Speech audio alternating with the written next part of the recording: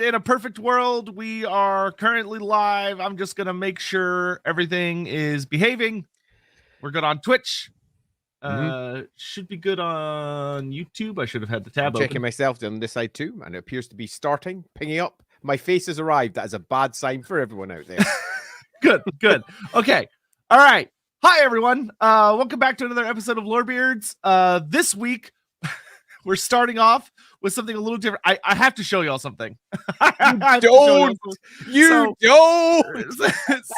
So Andy Law has been playing Baldur's Gate 3 over on his Twitch account at Lawhammer, and you may be thinking, "Oh, that's kind of cool, but why do I care?" And I'm going to show you why you should care, because if you go follow him on Twitch and YouTube, but if you go follow him on Twitch, especially actually, no, you were streaming this on YouTube simultaneously. Yeah, it's on YouTube as well now. Yeah, I figured out how to do the both of them. Yeah, so you get to see parts like this.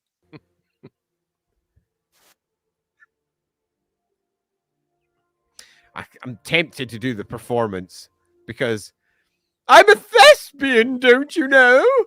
Yes, it's me. Let me in. Let me do my performance check, but I don't want to fail this one, so I'm going to drop a little bit of extra guidance on it. Roll that dice. I'm really glad that I did. Is it enough? Oh, that was close. Amazing. Oh, it was close. Oh, yeah. So yeah, make sure you go check that out so you can catch awesome stuff like that. I tend to get involved with any game that I play. Listen, my only issue is, why hasn't that voice for a character appeared yet in Lawhammer? That's my only only complaint. We haven't had the opportunity to have him arrive yet. How is that? That should have been Lady Noct. Well, that would have been one hell of an act. All right. Anyway, so I was hoping for a nat 1. It's okay. He rolled a nat 1 on his very first roll of his playthrough. Very first roll was a nat 1. It was excellent. I moved into the second stream that I did this morning, and I was like, "Oh, let's see how this one goes." And no time at all, I won again. I've not scored a single natural 20 yet. Not one. I think I had 3 nat 20s on my first playthrough. What a thing. And yes, I do impressions of people as we go along. I literally can't help myself. I'm sitting there because I like to copy accents. I do it badly, but I have fun. All right, so we're here for a reason, which is not the real reason we're here. Yeah, which is not to talk about Baldur's Gate 3, as tempting as that is. So this week, due to community vote, we are discussing the Hags of Kislev, which is probably almost assuredly going to branch out into other Kislevite topics. But first of all, thank you all for voting. And second of all, let's just go ahead and hop right into it. So obviously the Hags of Kislev are a pretty hot topic right now, with the reveal of Mother Ostenkia and all the shenanigans that are coming with her. She has not quite had her feature week yet. I imagine they're going to be saving her for last because she's kind of the most unique of the characters that are being introduced. However, Andy, a lot of that is very near and dear to him because he wrote a lot of it. I did.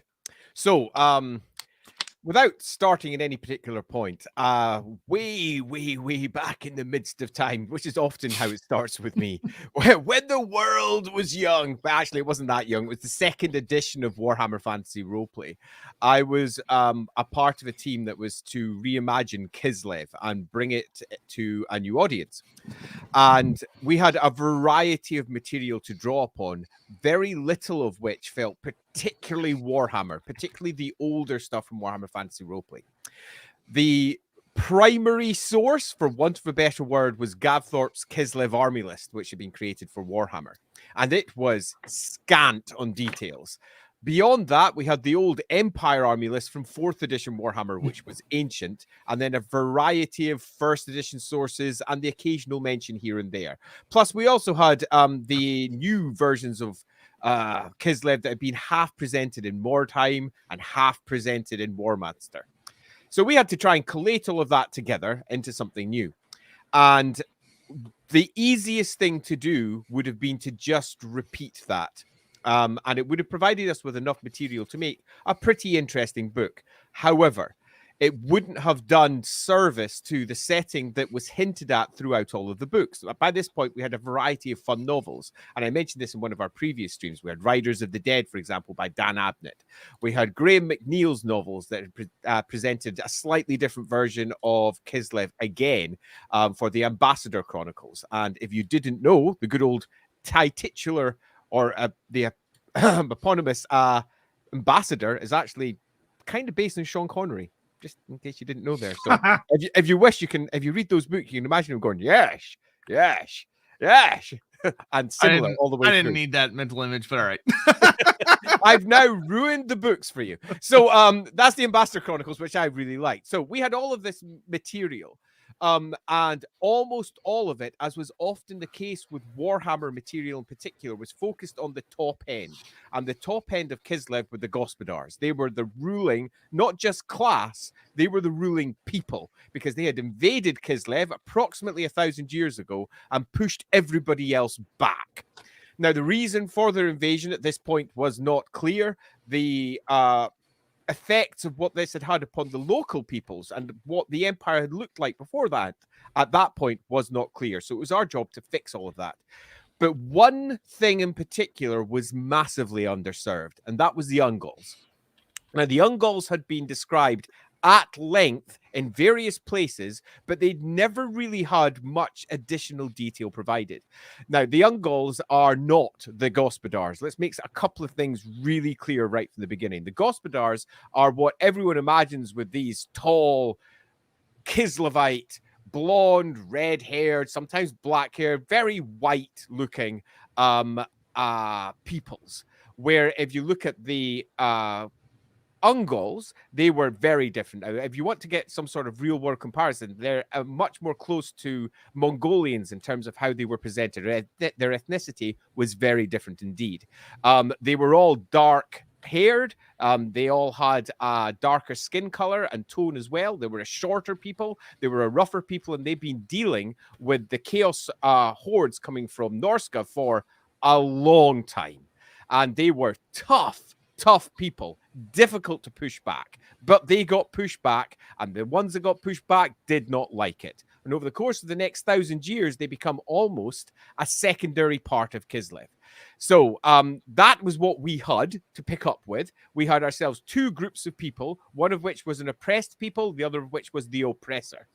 And we were in a position where we had a clear set of witches for the oppressors, which were the ice witches. And we had a quite clear tone for how they should be presented. Although, when I sat down and I recreated them, I changed them relatively significantly.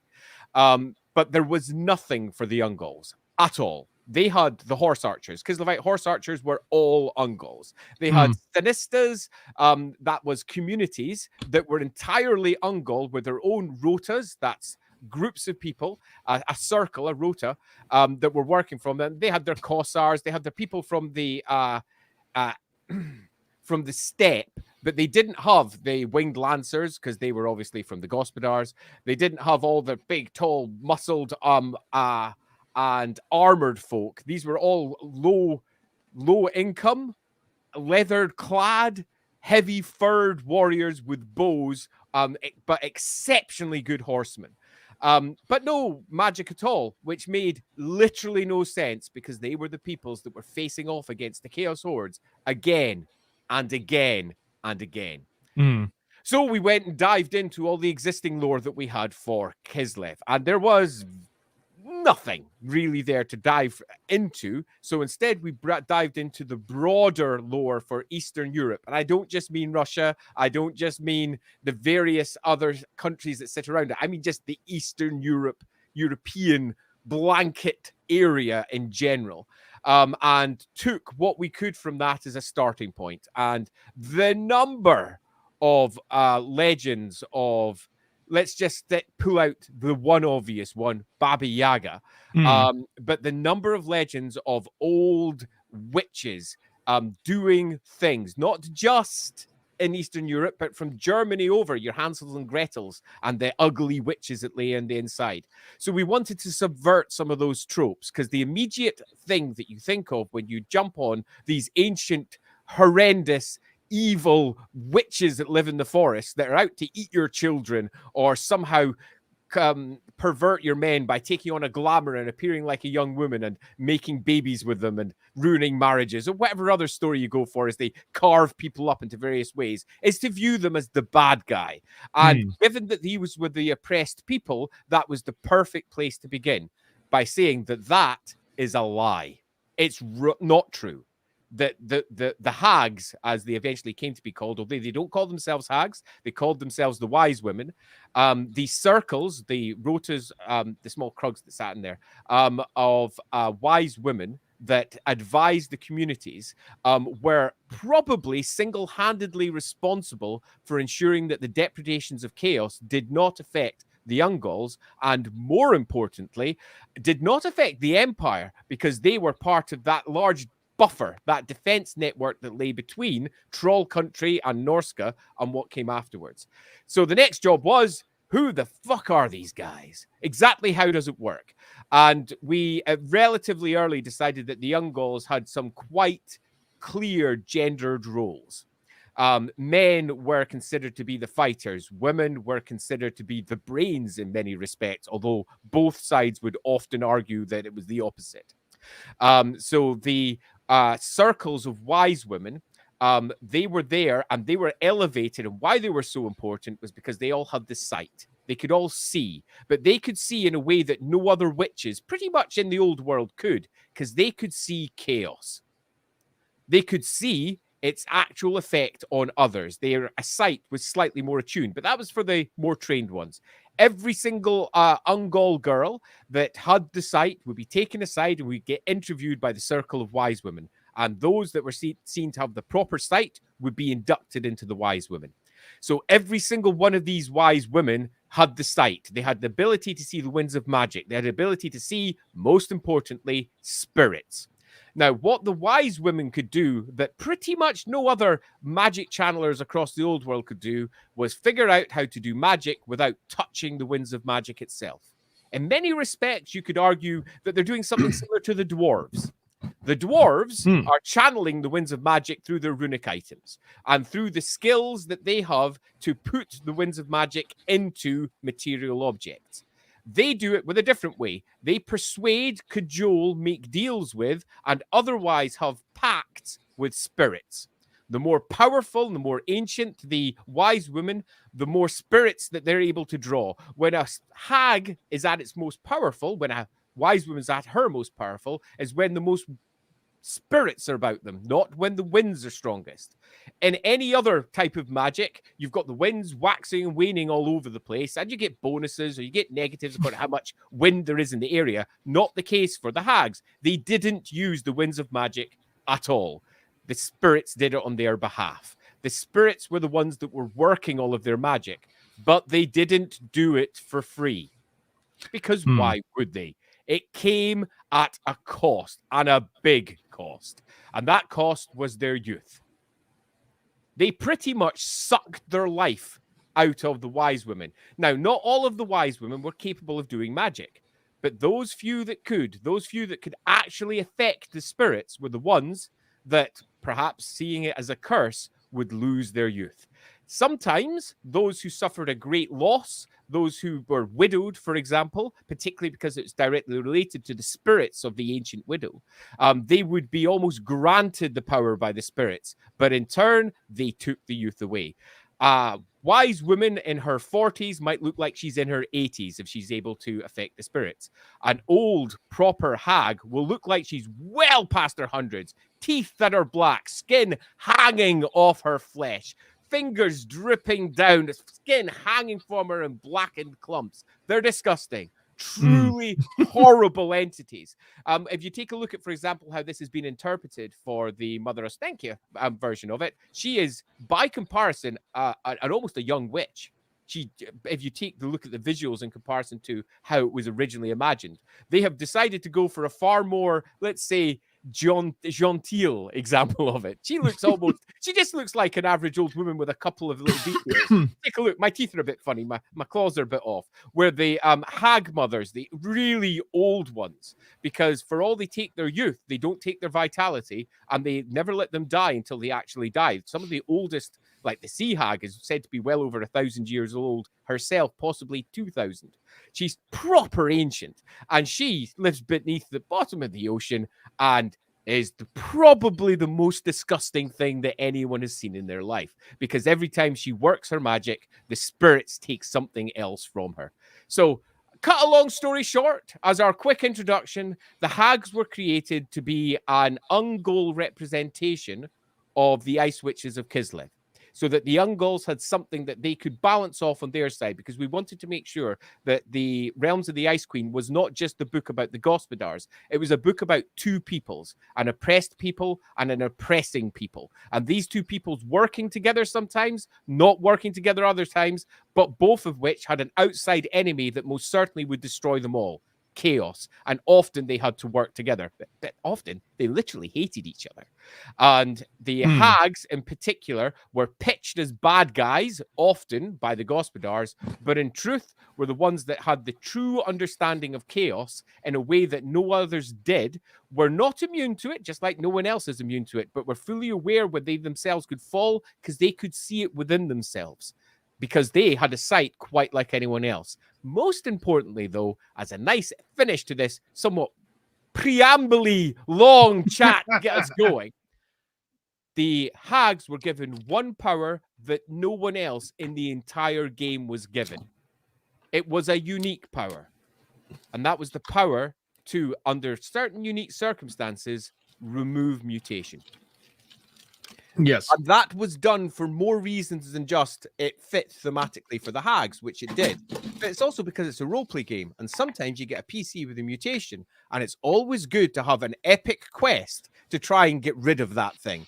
And the epic quest in this case was, let's hike our way all the way to Kislev, go past all the major cities, into the wilds, into the open oblast in the snows, hike out to a tiny little village, be told about an ancient Baba somewhere or other who's somewhere else in the forest, surrounded by spirits, and some of those spirits are truly awful. Hike your way to her and then get her to say, yeah, it's all right, I'll sort that out for you.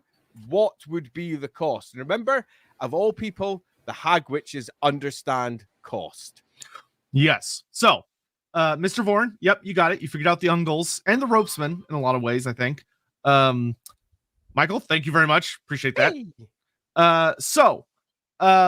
There's a lot of different things there to pick apart. There's a lot in there, and I'm gonna just do my job and start plucking at strings.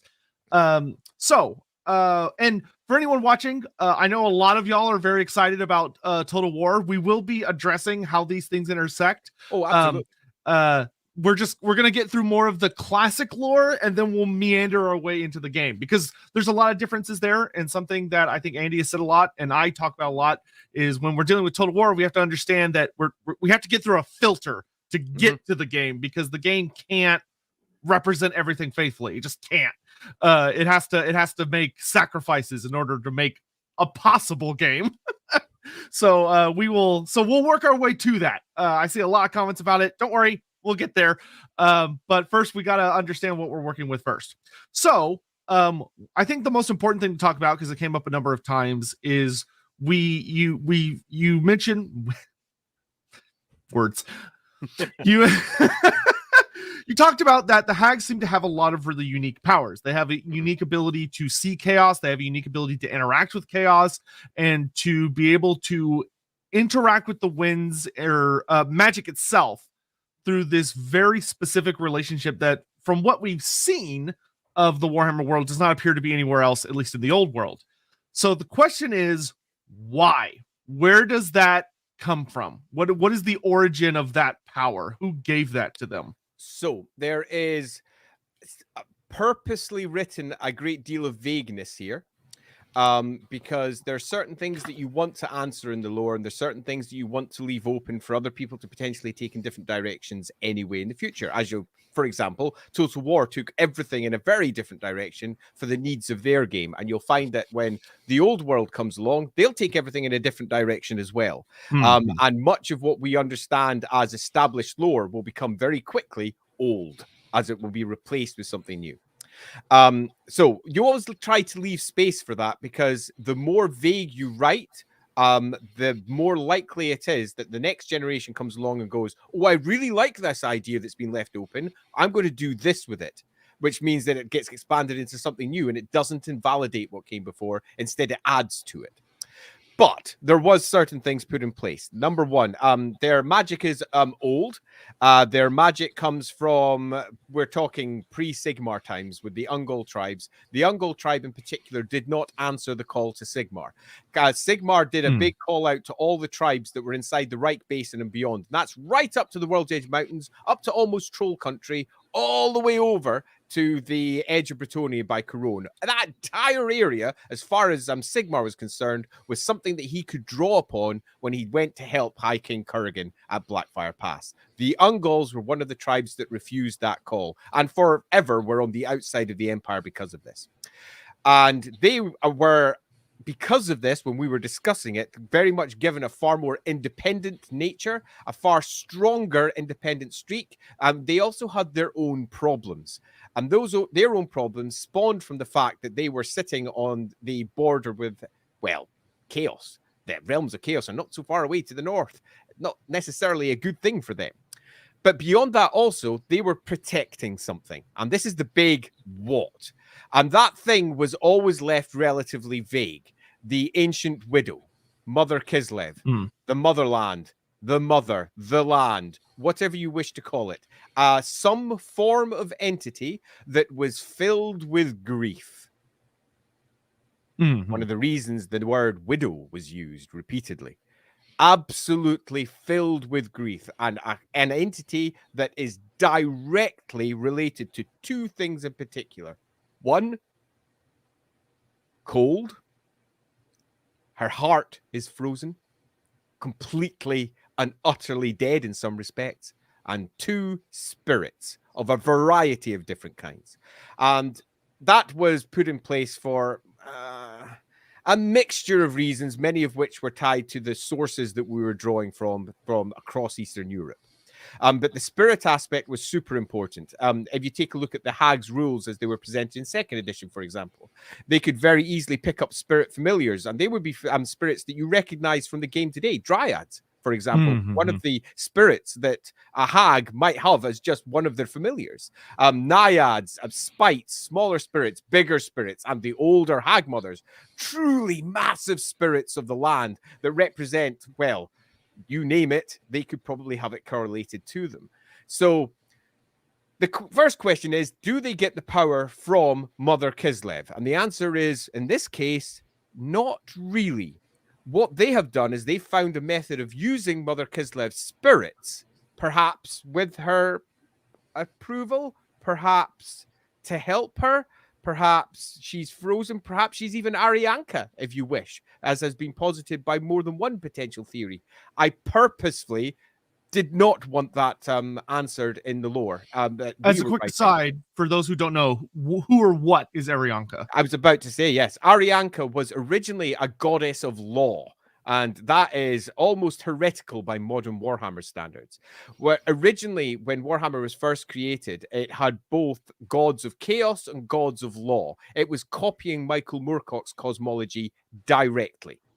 Michael Moorcock was an author throughout the course of the 60s up to now who wrote a variety of books that are basically, oh, this is what Warhammer is based on. I thought it was something else. Oh my goodness, I didn't realize. And chaos and law were directly lifted from him and dropped down. The whole concept of beastmen have come from there. Mutants come from there. The whole concept of the chaos gods and how they work come from there. And the gods of law were the opposite of the gods of chaos, the gods of entropy, the gods of decay. On the other side, it was the gods of static nothing. And Arianka was a goddess of light, who was frozen in place inside a crystal casket, and was often deemed as nothing more than an adventure hook for a bunch of parties to go and try and rescue. Let's go rescue the goddess Arianka in Kislev. That'll be fun. Now, that goddess, for a while, Games Workshop weren't sure if it was even a name they could use, because it was originally added by an author who had written a bunch of comics about Caleb Dark, that was his own little miniature, who was a chaos god called Malal, a 5th chaos power that got dropped by Games Workshop, not because they wanted to drop it. He was the chaos god that wanted to kill chaos, but because they didn't know if they owned it. They didn't know if they could use it, and indeed they didn't. So they kind of couldn't. But through time, here we go. Interesting thought. Yeah. It's kind of an interesting theory. I got an interesting theory. No clue if there's any lore basis. Would it work that Cade used the Widowmaker to make the Widow, making her heart cold, freezing Kislev? I'm not saying I like that. Yeah, totally. In my head, definitely. But that was never written into lore. I think it's not just a great idea. I think it's an idea. What explain that? That would be a really cool origin story for the name of that sword. Yeah, totally. So I was going to finish off on a thing there. Arianka, she is a goddess of law, but she's been brought back into the lore in a variety of small places. In Realm of the Ice Queen, for example, she was mentioned as a goddess who might be lying beneath Prague. And there was a little aside about trips, the little almost tourist trips that were taken from various dodgy people, taking people down to see Arianka. Down to the catacombs. This is the real Arianka. Follow the signs. Follow the signs. Yeah, totally. But that's reinforcing the fact that the legend is very real there. And the loose, gentle tie between the potential Arianka as the ancient widow is definitely intentional. That was always meant to be the point. Arianka, the goddess that's frozen, the goddess that's trapped in the casket, consider almost a Snow White-like character, waiting inside that glass casket to be rescued by someone. Alternatively, there on purpose, because she herself is sad. Yeah, we have supposedly, maybe, perhaps, deep beneath Prague, which would become an extra troubling thought when you think about what happened to Prague. Exactly. Being that, Chaos literally bombed it into the realm of chaos, the poor bastards, down there in the depths. That's maybe one source for this ability, this legend. Then walk us through what is the difference between. Okay, so let's touch on probably the other two big ones, which are the idea of Mother Kislev, or the motherland, and then the ancient widow as kind of entities. Which is, I know that's a very difficult dividing line. Yeah, it is. And in fact, I would say, if you want to view it, let's go to the real world and think of the old Catholic Church and its triumvirate of, the Father, the Son, and the Holy Ghost. Okay, here we've got Arianka, the ancient widow, and over on this side, Mother Kislev.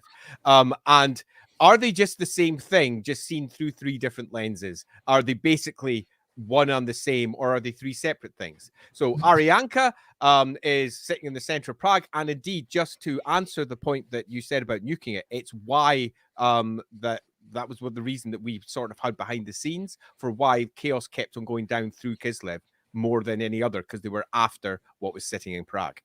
In the same way that they keep on going for Middenheim, because they're after the Flame of Ulrich. In the same way that they keep on going for the Shrine of Azurin, because of the Flame of Azurin. Each one of these are exceedingly important points, and Prague was one of them. Anyway, that aside, the Mother Kislev, we were so vague, and you'll find that people have added on it later. But loosely, Mother Kislev was often given to the more frozen side. So the it comes off more as like a kind of classic guardian more entity, though not as benevolent as many guardian entities. No, because that's something I think worth touching on as well, is that regardless of which of these entities you think it may be, or if it's all of them or whatever, Kislev is not, and nothing about it is really compassionate. No. It is a cold land in literally every sense of the word. Yeah, and just to whatever it is that's under there, whether it is some great frozen demon, which is one potential. There was discussions behind the scenes, for example, that it was effectively the ninth wind of magic, but trapped outside the gate. And the demon that was responsible for that left the gates and purposefully grounded itself through a rebellion. You know how much the demons love to rebel against their gods. Happens all the time. And there was talk about that, not in any real sense of this is what it is. It was just, oh yeah, there's that, and oh yeah, there's that. It's a possibility. Yep. Yeah, the same way that we're discussing it right now. So it wasn't discussed in a this is what it is. It was discussed in a it could be this, it could be that. And this frozen heart that lay in the center called to one of the tribes of chaos, the Gospodars, because they lived out on the open steppe, and basically convinced them that they weren't a tribe of chaos. What they were was actually a really stubborn tribe that followed her, which is a completely different thing, and summoned them over the World's Edge Mountains, which sounds like it might take not too long, but literally took generations of warfare. Yes, but okay, back to what is Mother Kislev? So it's see, this is one I've always found harder to pin down. The Ancient Widow's much easier because let's do her first then. Let's do her the first. Ancient Widow, as she was originally pitched, was not the source necessarily of the cold and the ice that lies within Kislev, but probably is. And the Ancient Widow is a harsh, bleak, mournful entity that lives in the heart of Kislev and is responsible for the enormous amount of spirits there. The spiritual activity in Kislev is far higher than it is in the Empire. And the Empire is already, not exactly spiritually dead. But there are spirits everywhere. And everybody's aware that you don't go into the forest. You don't go out into the Oblast. You don't go over here. Not unless you've got people who understand what's going on there. And that's what the Hags did. They were, in many respects, the walking, talking shield against the absolute ire of the Ancient Widow, who was potentially horrendous if you crossed her. And the people of Kislev were considered to be her people as long as you didn't cross them. The Ancient Widow was generally always more tied to the Ungals in terms of where she sat. And that's how she was pitched, where Kislev, or the motherland and all the rest, was very much pitched on the other side. And less strength was put on the Widow's side when we were discussing it there, and much more strength was put on the Gospodars themselves and the characters and strength that they themselves epitomized, their stubbornness, the fact that they themselves considered themselves the bastion against chaos that lay up to the north. They always thought of themselves as a blessed people. They had been called by the mother to this land to protect it. They were a living embodiment of her will. This was a special, important land that had to be guarded, and it was frozen to its heart. When you go to, say, for example, the great claws of Ursun that rise up out, that's actually a site, not to Ursun, but to the to Mother Kislev herself, frozen to its very heart. And that's where, for example, in the Ambassador Chronicles, that the Ice Queen herself goes to channel the most possible, let's say, Icewind, for want of a better description, to channel all of that, to hold back an entire chaos horde pretty much by herself. Good job, that girl. Yeah, nicely done. And does an enormous ritual, and she does it there because that's where the mother herself almost feels like is residing, although it got conflated with Ursun because of the various religions that were kicking around. But loosely, on one side, Ancient Widow, mean, fucking awful, and spirits, and on the other side, frozen, cold, protect the land, special. But it's it gets taken in new directions later. Yeah, and also, for anyone that's like, these sound cool, I want to do further readings. For the love of God, go find The Realm of the Ice Queen. It's very easy to find these days. There's a ton of amazing stuff in there. Yeah, so there's a lot. So we have these three entities. I know I am always, though I am a genuine believer that all three of them exist simultaneously, I am always a very big Ancient Widow stan. I love the Ancient Widow. For anyone that ever has the opportunity to pick up Realm of the Ice Queen, it has artwork of her in it. Or, well, there's a spell the Hags can use to turn into her aspect, and it is, the Ancient Widow is literally a horror movie monster. She is not. You do not want to screw with the Ancient Widow. What the Hags become is the Ancient Widow in many respects. The more they use the spirit magic, the more they become like her. until the ones who've been using it for longest become the most horrific entities. We're looking at the proper old Baba Yaga legends with long iron claws and horrible teeth that are black and oozing with pus and eyes that are wicked and gleam out from heavy, massive eyebrows. Truly awful creatures. Yeah, and there's good a guys.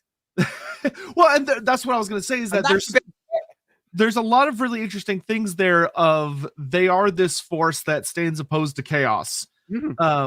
Despite the fact that it itself is a horrific force. You know, a lot of people are used to the idea, I think, that in Warhammer Fantasy that the things that tend to oppose chaos are more like pretty or good or natural, but there are other forces out there that are significantly darker and also do not like chaos at all. Yeah. And I think that would be probably the next really interesting question is from your perspective of looking for the Hags specifically, what is their relationship of why for a force that they themselves can be very nightmarish and nasty, and they're working with spirits, many of whom are very sinister, and are not that different from demons.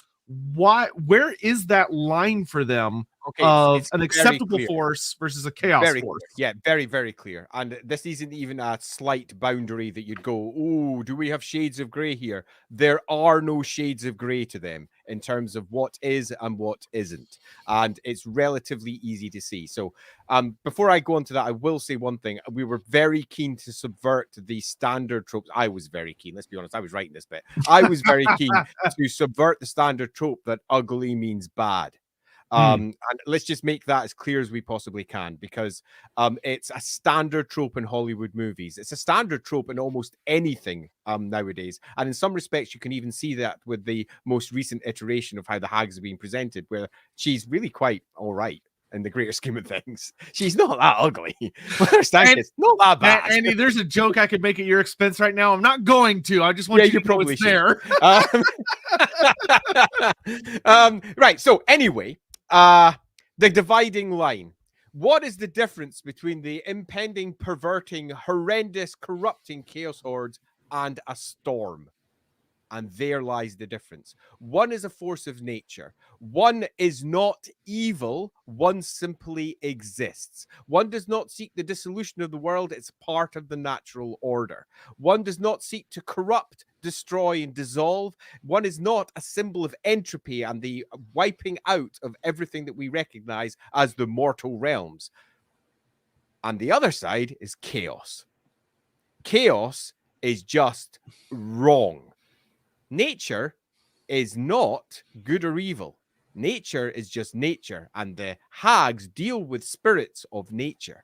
And that means that some of them, by mortal standards, look tremendously evil, capricious, and terrible. Some of them are mischievous beyond compare, but they are all part of the natural cycle, whereas chaos is not. It is imposing itself upon the natural cycle and attempting to destroy it. So for your average Ungol wandering through, I don't know, one of the oblasts somewhere. Hi, I'm Mr. Ungol. And there's a bunch of nasty spirits over there. I'll go and speak to the hag who might be able to help me out with this. You speak to the hag. Can we go in there? And the hag says, no, you don't want to go in there because that place is corrupted. That place over there hasn't. So that's where we're going to take you. And it may appear similar to them, which is why they need the hags.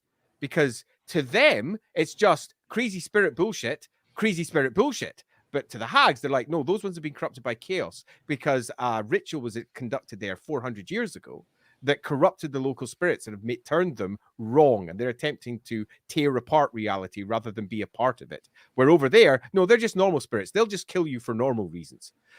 So that's what you need your hags for, to help protect you from these spirits. Make sure you go through the correct rituals. That's why every single Ungol Stanista, every one of their communities has got a circle of hags, has got, they're not even a circle, has a circle of wise women. On of those wise women, probably 3, 4, 5, or 6 are proper hags. Women who, and they might not like it, they might be sitting there in their 20s or 30s, but they look like they're in their 80s or 90s. Because the magic that they use, the spirits that they deal with, leeches their youth from them. And they are often, particularly by the circle of wise women, seen as figures of pity because they've been granted access to this great thing, but nobody wants it.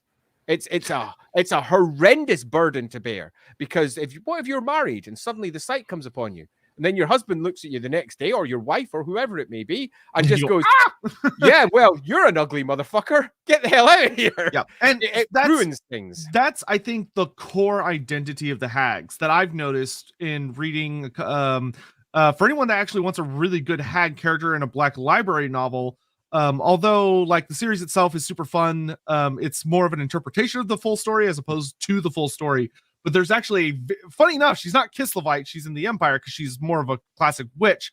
But there's a Hag character in the Sigmar trilogy by Graham McNeil who is excellently written. Of that, it is a sacrifice to be a Hag, or a good witch. Like, it is not, nobody wants that deal. It sucks. Like, you personally will get nothing out of it other than you are protecting the world and the people around you, and they will hate you for it. I have a detail.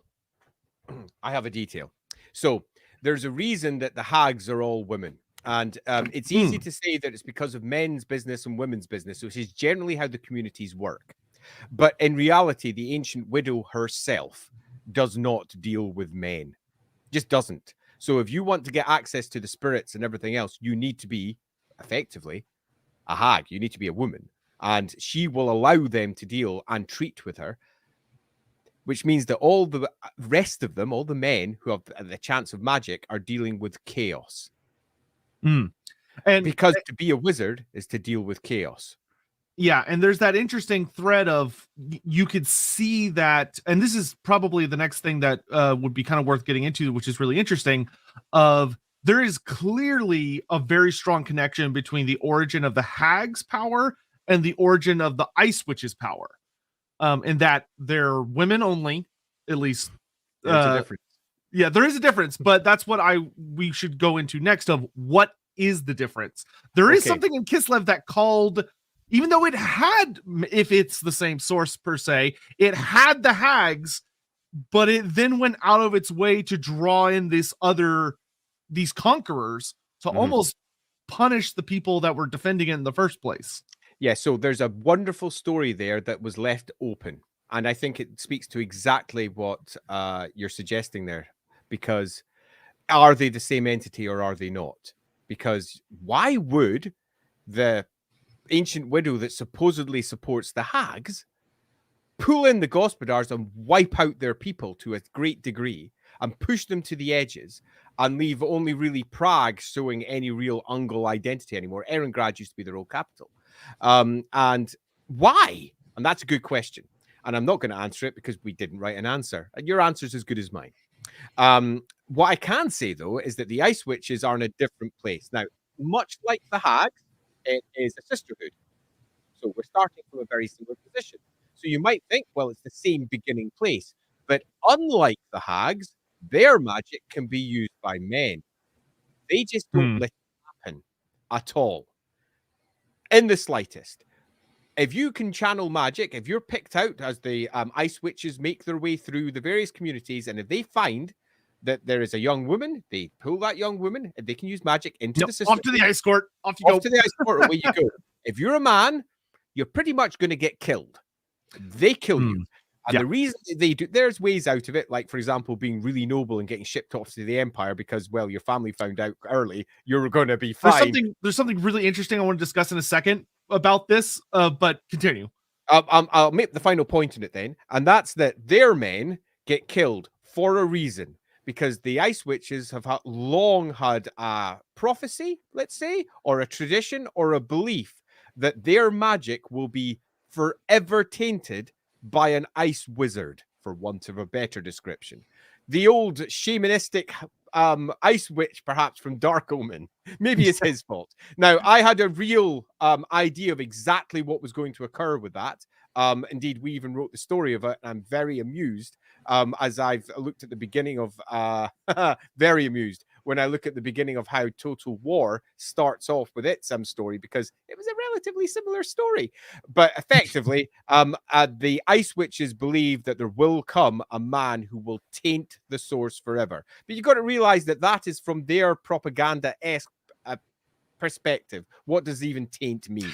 Yeah, well, and there's there's that underlying thread of, is it because the thing that called them told them that, or is it because the IceCon queens were like, we have power, we shouldn't surrender this, or there's a lot that could happen there. And so one thing, this is a tangent, but it's a very interesting tangent, so I want to go off on it, which is that there is a very strong law in the Warhammer world over multiple continents, multiple races, that men wielding magic will bring doom. Where Malekith has outlawed male sorcerers because there's a prophecy that he will be defeated by a male wizard, and he's like, not even going to risk it, get rid of him. Same thing in Kislev, where there's you cannot have a male hag, and the Ice Witches have a prophecy. And the same thing in Bretonia. The Lady of the Lake does not tolerate male wizards. They have to be sent away, or else the Fae Enchantress will come to collect them and they're never seen again. Unless you read a super awesome short story that reveals what happens to them, and it's super badass, but they don't become wizards. And they also never get to go home. Yeah. Totally. What do you think is going on there? Right. So, there's the canonical reason, and I say that with heavy quotation marks, and I mean what the large canon of work that Games Workshop has offered and is accepted says, and it says nothing. So let's be absolutely clear on this. It does not bring this out and separate it and say it's a thing. They do, however, repeat it all over the place. And individual writers have come up with their own reasons and sometimes have made their own little niche corners where they've made little squeaky answers that might perhaps be the case. Yeah, it is eye-catching, though. It is. Now, very eye-catching. In Kislev, there is a realm-wide belief across all of Kislev that men can't be trusted with magic. That male wizards will always corrupt and fall to chaos every single time. They will always fall. It's not a matter of when, I mean if, it's a matter of when. They are convinced that the male psyche, its aggression, its need for power, its need for control, and whilst that may be a generalization, the fact that that generalization applies to most is too much of a danger for them to accept. It needs someone who is much more careful as a generalization. And in terms of gender politics, that's where they've landed. And that is the case in Kislev, and their male wizards are hunted down and murdered. Right or wrong, that's what occurs to them. Now, is this because that's true? If you're in Kislev, the answer is yes. Is this because that's true over in Nagaroth? The answer is no. They don't believe that male spellcasters can't be trusted. Quite the opposite. They're fine with it. It's just Malekith who's got a problem with that shit. Yes. And possibly his mum because of Malekith. And that pretty much ties that one down. Is that the case in Bretonia? No, the elves are doing something quite different down there. There is different stories in different places. However, there is an undercurrent throughout it all that the human species is the most likely to fall to chaos. And beyond that, that men are much more likely to fall to chaos than women because of the power that they constantly, apparently, crave. something, Archaon was a man, something. Yeah. But, yeah, anyway, but I just thought that was a very interesting through line there. I think it's a great one and a good one to call out. So back to the hags, kind of leaning and I think focusing more on this aspect of sacrifice, because I think it's a really interesting thing to delve into. In that, like you said, something that a lot of people may not realize about the hags that is a tragedy, but also something kind of inspiring and badass about them, is that their power is not their own a lot of the time. It is a relationship. It is a bargaining ship between them and these spirits, where you have to realize that when you're dealing with a hag, this is an entity who, however old she is, the older generally being more powerful, just like with everything in Warhammer, generally speaking, this is someone who has to make these signed in blood contracts with spirits, many of which are horrible, terrifying entities, but she is protecting her communities from said spirits by forming these bargains. Yeah, and she's almost like the classic example of a priest. Now, I know this may come as somewhat of an unexpected outfield shot. But in most historical societies, religion was not the province of a priest trying to convert you to their beliefs. It was instead somebody who was there to tell you what you can and can't do because of the gods, and to appeal to the gods when things were going wrong, and to try and hopefully abate their wrath. They were there not to convert and make you live a certain way. They were there to try and protect you from the gods, because they were the ones that understood them and were brave enough to actually treat with them. And in some respects, the hags are very similar. They are community leaders in many respects. They have a circle of wise women that the hags are a part of, that stand in, let's say, almost balance with, say, the atamans or the local rulers or the boyars. And they sit on either side, balancing each other out, making the decisions on behalf of their community. Now, they themselves, the ones that actually can treat with the spirits, let's be relatively blunt. Much like all wizards in the Warhammer world, the more you use your magic, the more you become like it. If you're a human. This is the case for almost all magic types in the Warhammer world for humans. And the more you try to treat with the spirits of you will shed your humanity. The more you become like the Ancient Widow, and the more the spirits like you. Because the more you become like the Ancient Widow, and the more you become like the Ancient Widow, the more powerful you become. And the more powerful you become, the more spirits there are going to listen to you. But the more spirits are going to listen to you, the more you become like the Ancient Widow, the less you are who you were, and the less you potentially care about the very communities that you were once protecting. Because you yourself become almost like a spirit, particularly when you're ancient. Take, for example, the only example of one of the really old ones we dropped in, as I mentioned before, was the Sea Hag. She's almost a force of nature.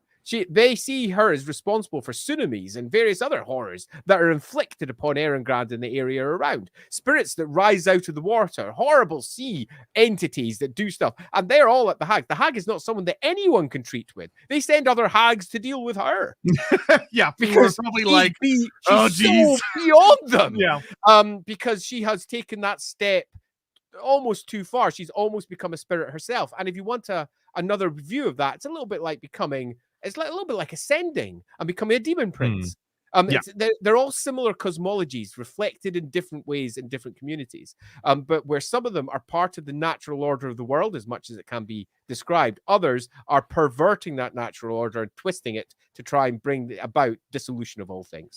So Vekoma, interesting question here of, do you have to be a descendant from these tribes to become a hag? I would think the answer is, do you have to? No, but it's probably starting at a disadvantage if you don't. Yeah. I mean, the Ancient Widow is an entity that has actual character. So don't think of this as something that is benign. Obviously, it's not.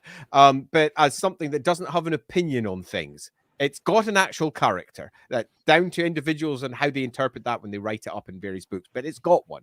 So that means it's got preferences and things that it does and it doesn't like. Does that mean that it's only going to go for one thing? For example, it will only allow its spirits to treat with Ungol women? Possibly, but I would say probably no. If you were brought up in the communities of the Ungols and you were raised there, it's very likely you could get, for example, a Gospodar child. Or, as is often the case with the Ungols, if you're looking at the Ungols, for all they've got a particular racial background, they've got lots of mixed races between the various tribes that came about. There's lots of very different types of Ungols. And how Kislev itself has shrank and grown over the years. Like, it used to go way further south into what we now know as the Empire. Yeah, totally. Which they've shown in Warhammer the Old World, which I'm very excited for, is that Kislev is actually much further south than we're used to. And I'm that's good. Where was I? I was going to say something about that. Yeah. So, do I think that it's necessary they come from that ethnicity, that ethnicity in particular? Probably. In that belief system, yes. But do they need to come from, as in those from those communities? Do they need to come from that bloodline? Probably not. Although there is the belief for ice witches that the answer is definitely yes. I would say ice witches are probably a different scenario. Yeah. So George P, this is technically a tangent, but hey, I'll always let y'all throw money at us to change topics.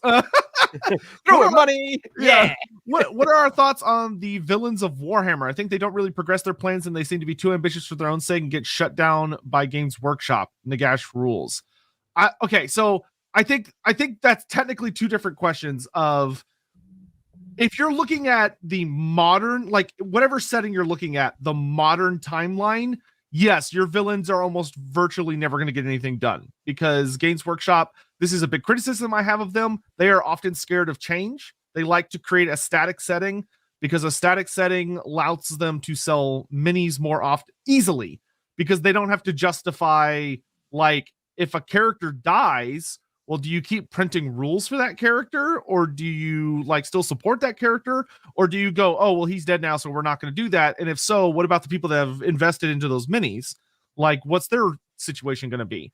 And it's a lot of work to have a living setting, and for your villains to be able to do things, you have to have a living setting, or in the case of 40K, make your setting so big that nothing matters. Yeah. Then the villains can win.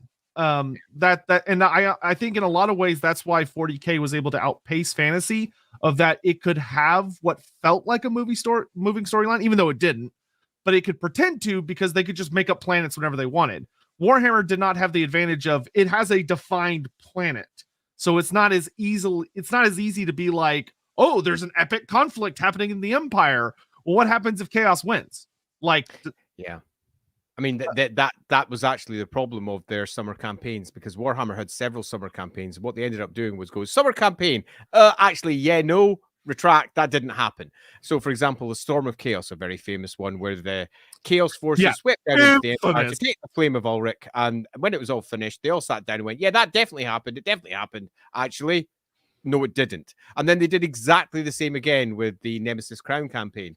That actually took place way in the future. Shadows over Albion, Nemesis Crown, yes, right. Chaos. Well, the Shadows over Albion sort of almost managed to hang about for a bit and then get kicked out. It hung around for a full edition. Yeah, it did. It was all right for a while, but Nemesis Crown, I mean, that actually legitimately moved this setting forward by almost 2 decades. Karl Franz was old by this point. He's an old emperor sitting on the throne. It's not set in the same setting that we all know as the end times. It's set after it. It's like 10 years after it. Yeah, it's kind of written almost post Storm of Chaos, because it's like Grimgor's back, and like it's very fun read. It's some pretty crazy stuff. And then they completely retconned that again, dialed the time all the way back again, and then moved it up towards that same date, the sort of 25, 22 area, and then went, yeah, TikTok, boom, boom, the world's end, 25, 25, gone. Yeah, and so to answer your question, I love Warhammer villains, but that's why I prefer to deal with before like 2512. Because everything pretty much after like 2512, 2515 generally kind of grinds to a halt and not a lot happens because of that. But that's why I love everything before it, because the villains, because it's part of the timeline, and like we see things happening and you get to see villains at their best. In fact, if you take a look at Total War, you can actually see the problem made manifest, and you can see what Total War has done to resolve the problem. The problem with the ongoing villains rise and fall, and good guys rise and fall, is that you love some of those characters, so you want to use them, both on the good and the bad guy side. So what have they done? Total War just said, yep, they're in the game. But didn't they come from a few hundred years ago? Yep, they're in the game. Away they go. Man, at some point I will have to do a stream on it maybe, but like I literally have like almost a crazy man Peppa Sivlia board explaining how every single character exists simultaneously. Does it work? Yes. Are there some stretches? You bet your ass there are some stretches, but that's because those characters are cool. We want to play with them. And that's the problem that Games Workshop faced. They had themselves a bunch of characters that they wanted to use because they were so popular, but to advance them forwards and to put them into jeopardy was to potentially kill that gold mine. So they're not going to do that. So what did they do instead? Arguably something far worse. They just kept on putting more and more powers on top of them, more and more abilities on top of them to justify them somehow surviving. And it gets stale. And it got stale. All their characters became superheroes, ridiculous superheroes, to the point that you look at them going, what? Okay, I'll say I resent this comment. The whole point of Thankful is that he fails into success, so how dare you? He's fine. Thankful's awesome. Yep, agreed 100%. If Thanquil is successfully doing what he set out to do, then you're writing him wrong. All right. So anyway, getting back to hags here. This is a perfect comment to get back to hags. How do hags relate to shamans and hedge wizards? Because they seem very different, which they are in a lot of ways. They are. They're completely different. The easiest way to resolve this is they are completely different traditions of magic. So you're as well saying, how do hags work with well, I don't know, sorcerers from the other side of the world, or more appropriately, how do ice witches work with bright wizards? Because they are both basically doing the same thing, but they are completely different traditions of magic on two different sides of a very different political divide. Yeah, and it's worth noting that, like Andy said earlier, the hags do not use the winds of magic in the traditional sense, which is exceedingly unique. Like, it's difficult to express how unique that is in the Warhammer world, because using magic is almost universal, with the exception of the dwarves who can't. So they had to figure out another way. Whereas the hags theoretically could, but found a 100% way. Could. The hags could use dark magic. They could use magic in general, but they just do not. All of their magical capability, if you want to drop it down to the actual thing of it, their witch sight, their ability to channel, their ability to sense what's going on, is all channeled towards spirits and manipulating them. For example, in the rules, they didn't use skills like channeling. They used skills like leadership, command. They told the spirits what to do. Yeah. Luring Lion, thank you. First of all, not sure if Andy is aware of this, so spoiler alert, but in Total War's defense, the built-in narrative Warhammer 3 actually advances with Katerin being victorious. Yes. So, okay. So, once again, very big difference between Games Workshop and Creative Assembly, because Creative Assembly is actually telling a story where, like, they are actively pushing things forward. And also, Creative Assembly works much better under the idea of, like, they're comfortable with people dying. And, you know, what's funny is that if you go back in time, there was a time when Games Workshop was comfortable with it too, which is when I thought they were at their best. Like, you could play with Grom the Paunch and Gorbad Ironclaw and Azhag the Slaughter. A lot of the Greenskin characters died, but you could still play with them, and it was fun. And they would literally have a note in the special character section saying, if you play with this character, just assume it's happening in the past or weird time shit happened. Don't worry about it. Just have fun. And absolutely. The books, as they were presented at the army list, were not books about the present. They were books about that entire faction. Yeah, or Gothor the Beast Lord, another great example. Yeah, totally. Sleepdor. Yeah, if you were playing orcs and goblins, you would get the heroes from across time for the orcs and goblins, because they were the standout characters, where later army lists turned into what is the army in 2520, and that's it. And any of the older characters got pushed aside to be replaced by newer ones. In the original Empire army list, for example, it had Magnus the Pious as a character. And that's obviously 200 years in the past. That is not a coincidence. Yeah. I would say that is not a coincidence at all in the writing there. So, getting back to kind of the hags and the relationship behind them, because I just see a lot of really good questions coming up from the chat. So this is something we've kind of touched on a little bit of while the hags are a defensive force for Kislev, they are also very scary. They're very unsettling. They're very gross, as Andy has said. And humans don't like those kinds of things. They don't like scary things. And part of those bargains they make with the spirits, if you have a spirit that prowls the forest, like a type of Leshen or something, and the exchange is it allows the people to live in the forest and thrive in exchange for, like, a certain amount of blood or a life every 20 years or something. The hag fulfills those debts, but the people may not understand the point of those debts. And all they see is the payment they're giving without realizing the crisis they're averting. So to them, it's, oh, the hag's evil. Look what she's doing to us.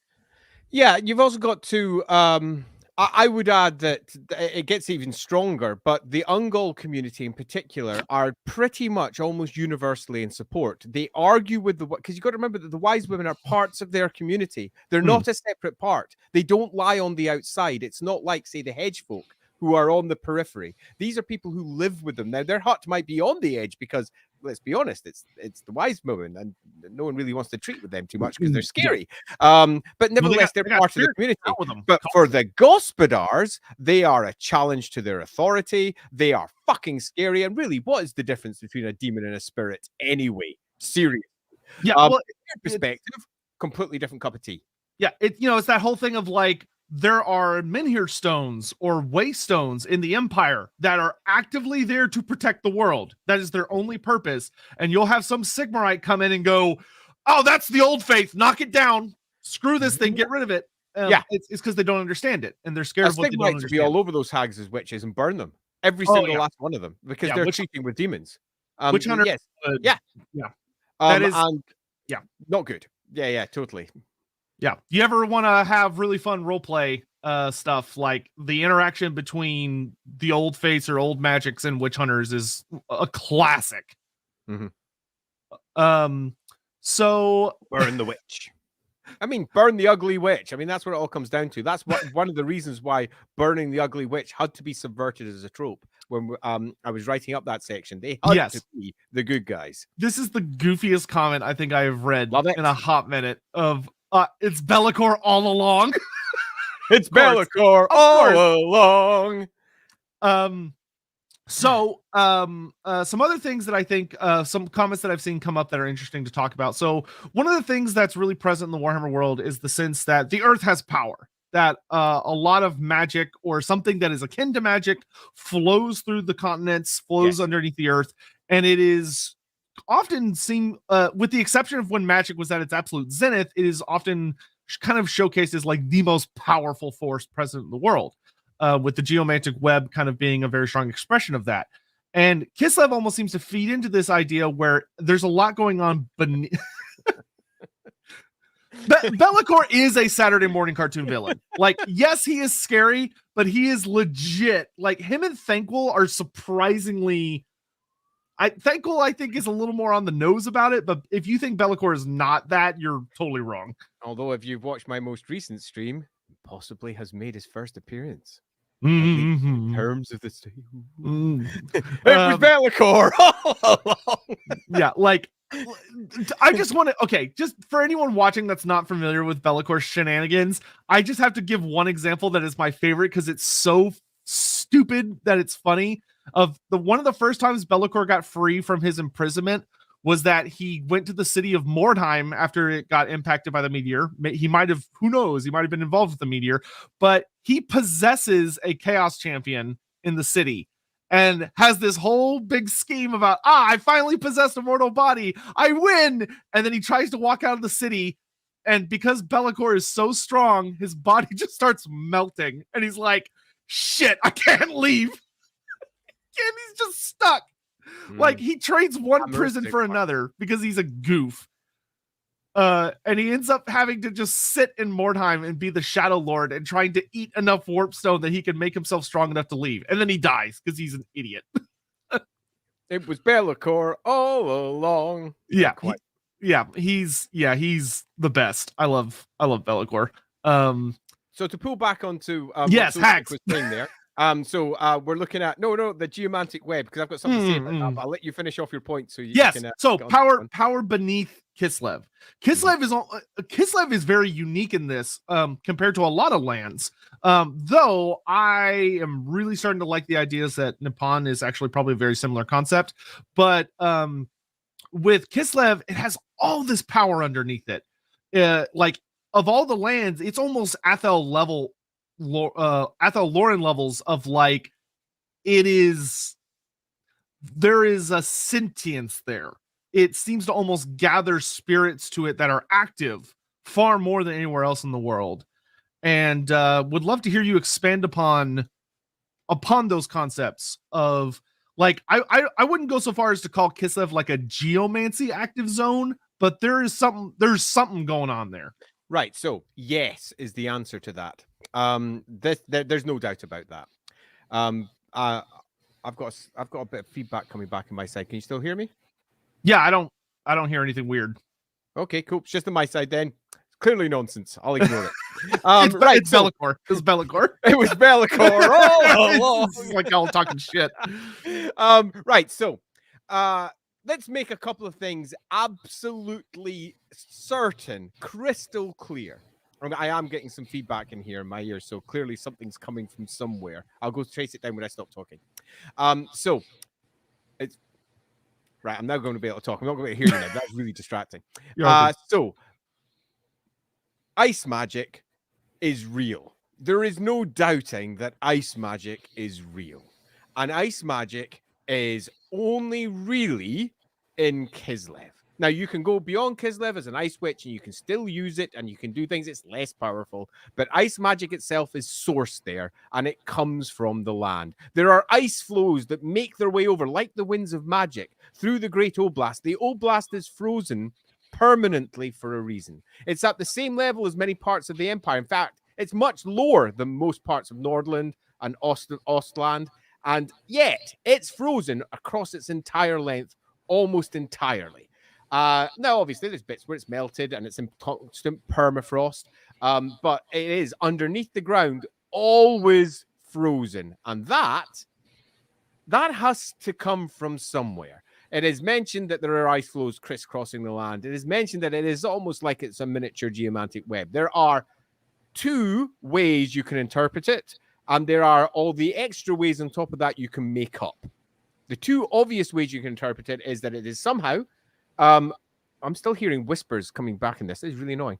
That it is somehow tapping into something older, and it has been plugged by whatever the Ancient Widow is. Whatever, say, Mother Kislev is, depending on which name you want to use and which creature you want to say it is. And it has frozen this power in place and has granted this power to its protectors or to its, you could almost say its avatars that sit above the Ice Witches. That would be one way of viewing it, that there's this plug that's managing to pull stuff out. But if that were the case, and if it were directly tied to, say, the geomantic web, there would be lizard man bullshit all over this. There just would be. They would be seeing that their master plan, the great plan, had been disrupted, and they would go, well, this bullshit has to stop somehow. And this has been going on here in Kislev now for at least 1,000 years, probably longer. So probably 2,000 at least. And if that's the case, that's 2,000 years for the lizard men to say, oi, Ancient Widow, fuck off. Yeah. Which means that it's almost certainly not that, because we don't have long-standing tales of lizard men attacking Kislev for one reason or another, or even infiltrating it, or even discussing it, or being bothered by that weird place on the other side of the world. So to say that it's tapped into Diamantic Web as option number one seems weak, but it doesn't mean it's not true. The second most likely one is that there's some sort of blockage to the Great Vortex's winds of magic. So the Great Vortex that gathers all the winds of magic at Ulthuan has a network of menhirs across the world, the Waystones, and they channel magic in that direction. And perhaps doing almost exactly the same thing, but at a different level, let's say geomantic level below, and then elf network above. The elf network above is disrupted, and somehow the spirit that sits in there is channeling all that shit into there. Now, could that be the case? Is it some sort of filter for the winds that turns it into ice and somehow cleanses it, meaning that they don't suffer from the same curses that all the rest of the wizards across the world suffer from? Instead, they just get frozen, which is not great. As they channel the ice wind, for want of a better description, if they do that badly, the wind itself will freeze them in place and chill their hearts until they are passionless, horrendous, empty monsters. So that's a slightly different downside to what the rest of the wizards are dealing with out in the general world, but it's still a downside. So, at least you don't explode, I guess. Yeah, you don't explode. Woo! Instead, you freeze. Woo! And there's in the Kislev book, for example, there's a noted almost fever where you can lose yourself to the ice, where you lose yourself completely, your compassion. You become a psychopath to the nth degree. And one of the rumors in that book is that the Ice Queen's cousin has gone that direction and she's protecting her. And she's just going around murdering folk with her ice magic. So clearly the spirit that is doing this, if it's a spirit, is potentially nasty. So we've got this potential demon stroke, Mother Kislev stroke, possibly good guy, whatever you wish to call it, sitting underneath there, channeling all those winds and turning them into something else. That's a separate option. Or option number 3, it's benevolent. It's great. It's just a spirit that lies down there that's created its own network, that's somehow built its own stones that are, because it is worked through ancient stones, just like all the rest of them. So it does really look like high elf work when you look at the actual cosmology of how these things are put together, not cosmology, the timeline of how these things are put together, but, you know, have made their own network of stones, and perhaps they're related to another ancient species. And there's a couple of mentions to centaurs, for example, that used to live there that were not centaurs. They get given different names at different points in Kislev. Sadly, as I recall, Dan Abnett called them the Scythians, which is far too much of a real world reference to really be the best option. But then, hey, we've got Prague. I do love Warhammer Prague. Me too. I do as well. But then you go, oh, wait a minute, is that just Prague? Yeah. Yeah. So some interesting things there. A lot. And so, okay, we have a lot of people who are there's a ton of people being like, wait, so are ice witches like chaos dwarves and that they literally turn to ice statues? It's more of a spiritual curse, not a physical curse. Oh no, it's a physical one as well. But they don't wander around covered in ice. It's just they might freeze up and that's it, and they're gone. Don't think of it like that, because that is when things are going wrong. That's when it's gone off. With the Chaos Dwarves, it's an inevitability because their system is so antithetical to the magic that it basically turns into stone. That's one way of putting it. With ice witches, it's when things have gone wrong. They've channeled too much of it, perhaps, and it freezes them in place. They go too far, or they've just messed up. It's a little bit similar to mishaps on the Warhammer table. A little bit similar to Tzeentch's Curse in 2nd edition, or similar to a miscast in the 4th edition of Warhammer Fantasy Roleplay. So, Katie, you probably know this. Yes. So Hag magic doesn't have a true name because it's not actually doing any magic. Not a wind. They're not channeling a wind. They're not doing anything. Ice magic behind the scenes did have a name. It's Kishel, and I have that written down somewhere. It's spelled with a Q. But yeah, Kishel. So purposely named quite close to Akshay as well, because the idea was behind that possibly it was actually a wind of magic that had somehow been subverted or moved. Yes. So some interesting things. If a man in Kislev, Maharaja of End, yes, that is what is essentially is implied. No. A man in Kislev shows magic ability. He's not sent to Altdorf. He's killed. Oh yes, sorry. If you notice your child might, if you live in Kislev and you realize your child might have magical ability, that is your only option probably to save them. Yeah, but most people in Kislev don't know that. Remember, the world is a really big place, and our overview knowledge of the colleges of magic just doesn't exist in Kislev. They don't know about it. They just know that, you know, there's strange foreign wizards in foreign lands. That your average Kislevite sitting in Kislev would be like, fuck, my son is awful. Their only choice is to do what they do in the Empire. Throw them out into the Oblast and hope. And they do the same in the Empire when they get Mutant Kid. So really, if you're a guy in Kislev, don't.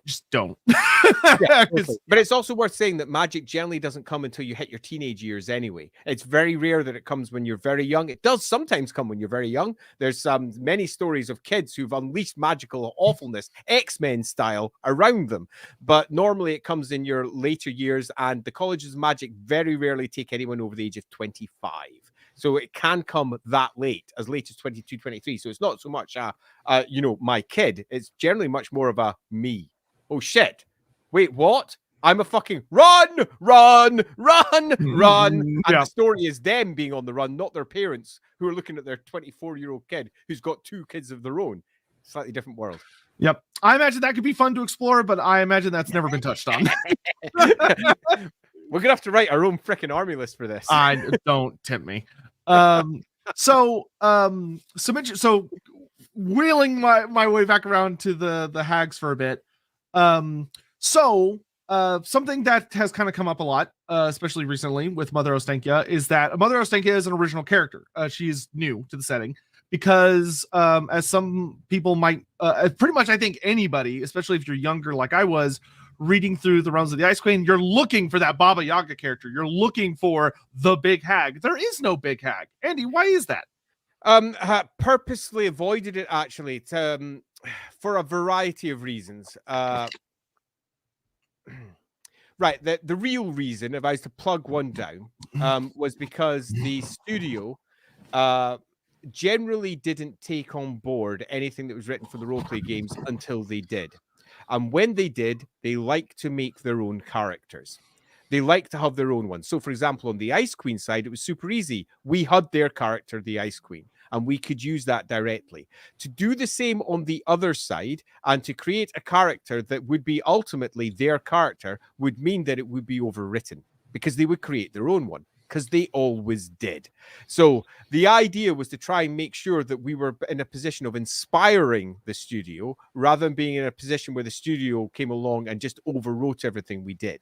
So when I was working on it, I had that in the back of my mind, and I was like, do I want to create a Baba Yaga-esque figure? And my first instinct was immediately, well, no, because I don't want to take rip someone else's culture apart and turn it into just a fantasy creature. I don't want to do that to begin with. So if I was doing it, I'd create my own one. That was my first thought. And then I thought, right, I'm going to be putting, as I recall, I put 3 sample characters for hags in there. One of them was the sea hag, for example. Another one is a hag that's running effectively a chaos camp. So a bunch of mutants that from mutant Ungals, and they are just sent to chaos to die. So rather than kill their mutants, they actually take them, train them, and send them north. And the witches were responsible for that, the hags in particular. But I decided that for all I could, it would be better not to. So if Games Workshop did decide to run with it, they could add their own character to it rather than go, you know what, this is a great idea. I'm now going to overwrite the whole thing. So that's largely what's happened here. Yeah. Okay. So in light of that, when looking at Mother Ostankia, who we have noted is not as, by Total War character design standards, she is a hideous, nightmarish old woman. It's just that Total War standards are a little silly. How do you feel about Mother Ostankia based on what we know about her so far, which granted is not a lot, she isn't being featured for another 2 weeks or so? Yeah, totally. So we're going to learn more, and that's part of the fun of these things, is to see how other people run with the things that, for me at least, the things that I created in the past.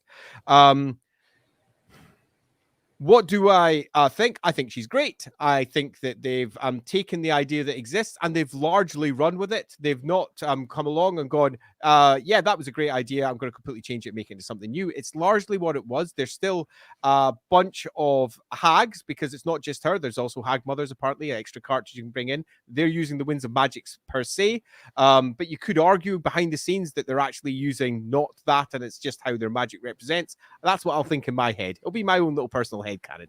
But she herself is coming in with a whole bunch of spirits, doing spirity stuff, being an ugly old hag woman who is closely associated with the Ungals. Is she anywhere near ugly enough from what I would expect? No, it's not just she's not ugly enough, she's not old enough. Have you seen the way they interpreted ugly? Yes. I haven't actually seen Hellebrand, and you have to understand what we're working with when it comes to old ladies. Like, look. Did you ever see just flat out sexy with wrinkles? Like, oh, she is not, is she? Yeah, like I'm going to actually look her up. Hellebrand. It's a limitation of the medium. I'm sure if they were like bringing an artist to draw Mother Ostankia, she'd probably be way nastier looking. Holy shit balls. Okay, yeah. Oh well, I'm gonna holy shirt balls. It's holy forking shirt balls. Yeah, that's not my Hellebrand. Yeah, so like let's understand that it's a limitation of the engine. That being the case, he's great. Yeah, I also really like. Yeah, totally. I also really like the addition saying that she was using, that they had to collect ingredients together to get off the special hag ritual malarkeys that she was doing. Because inside the core rules for the hag inside that I created, they literally couldn't cast their spells without the ingredients, because the ingredients were what enticed the spirits to them. They used the ingredients to bring the spirits to them, which the spirits would then be commanded and manipulated with their magic. Not the winds of magic, it was literally them manipulating the spirits. And they wouldn't come without certain pacts being in place or whatever. So that's all in place. So pretty much everything that I originally created is there. It's just not quite the way I did it, but whatever. It's a different game. If you take a look at Warhammer and compare it to Total War, nothing is quite the way that it was originally presented, because they've gone their own way. And that's one of the reasons the game has managed to succeeds so well, it's because it's managed to take all the shit we love and squeeze it in somehow. Even if it doesn't really fit into a gigantic world-spanning war game, they've still squeezed it in. And me personally, I adore that because they've done a lot of hard work to make it all come to place. Yeah, so there are some criticisms that I think are worth addressing at this point relating to the game, kind of the natural segue into talking about the game for a bit.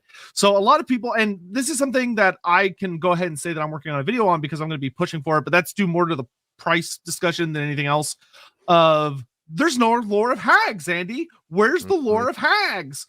And the answer to that is kind of complicated in that, like, I think at this point there needs to be one, but from like, if you step back a level, the lore of Hags really is not a regular, like, it's a weird thing.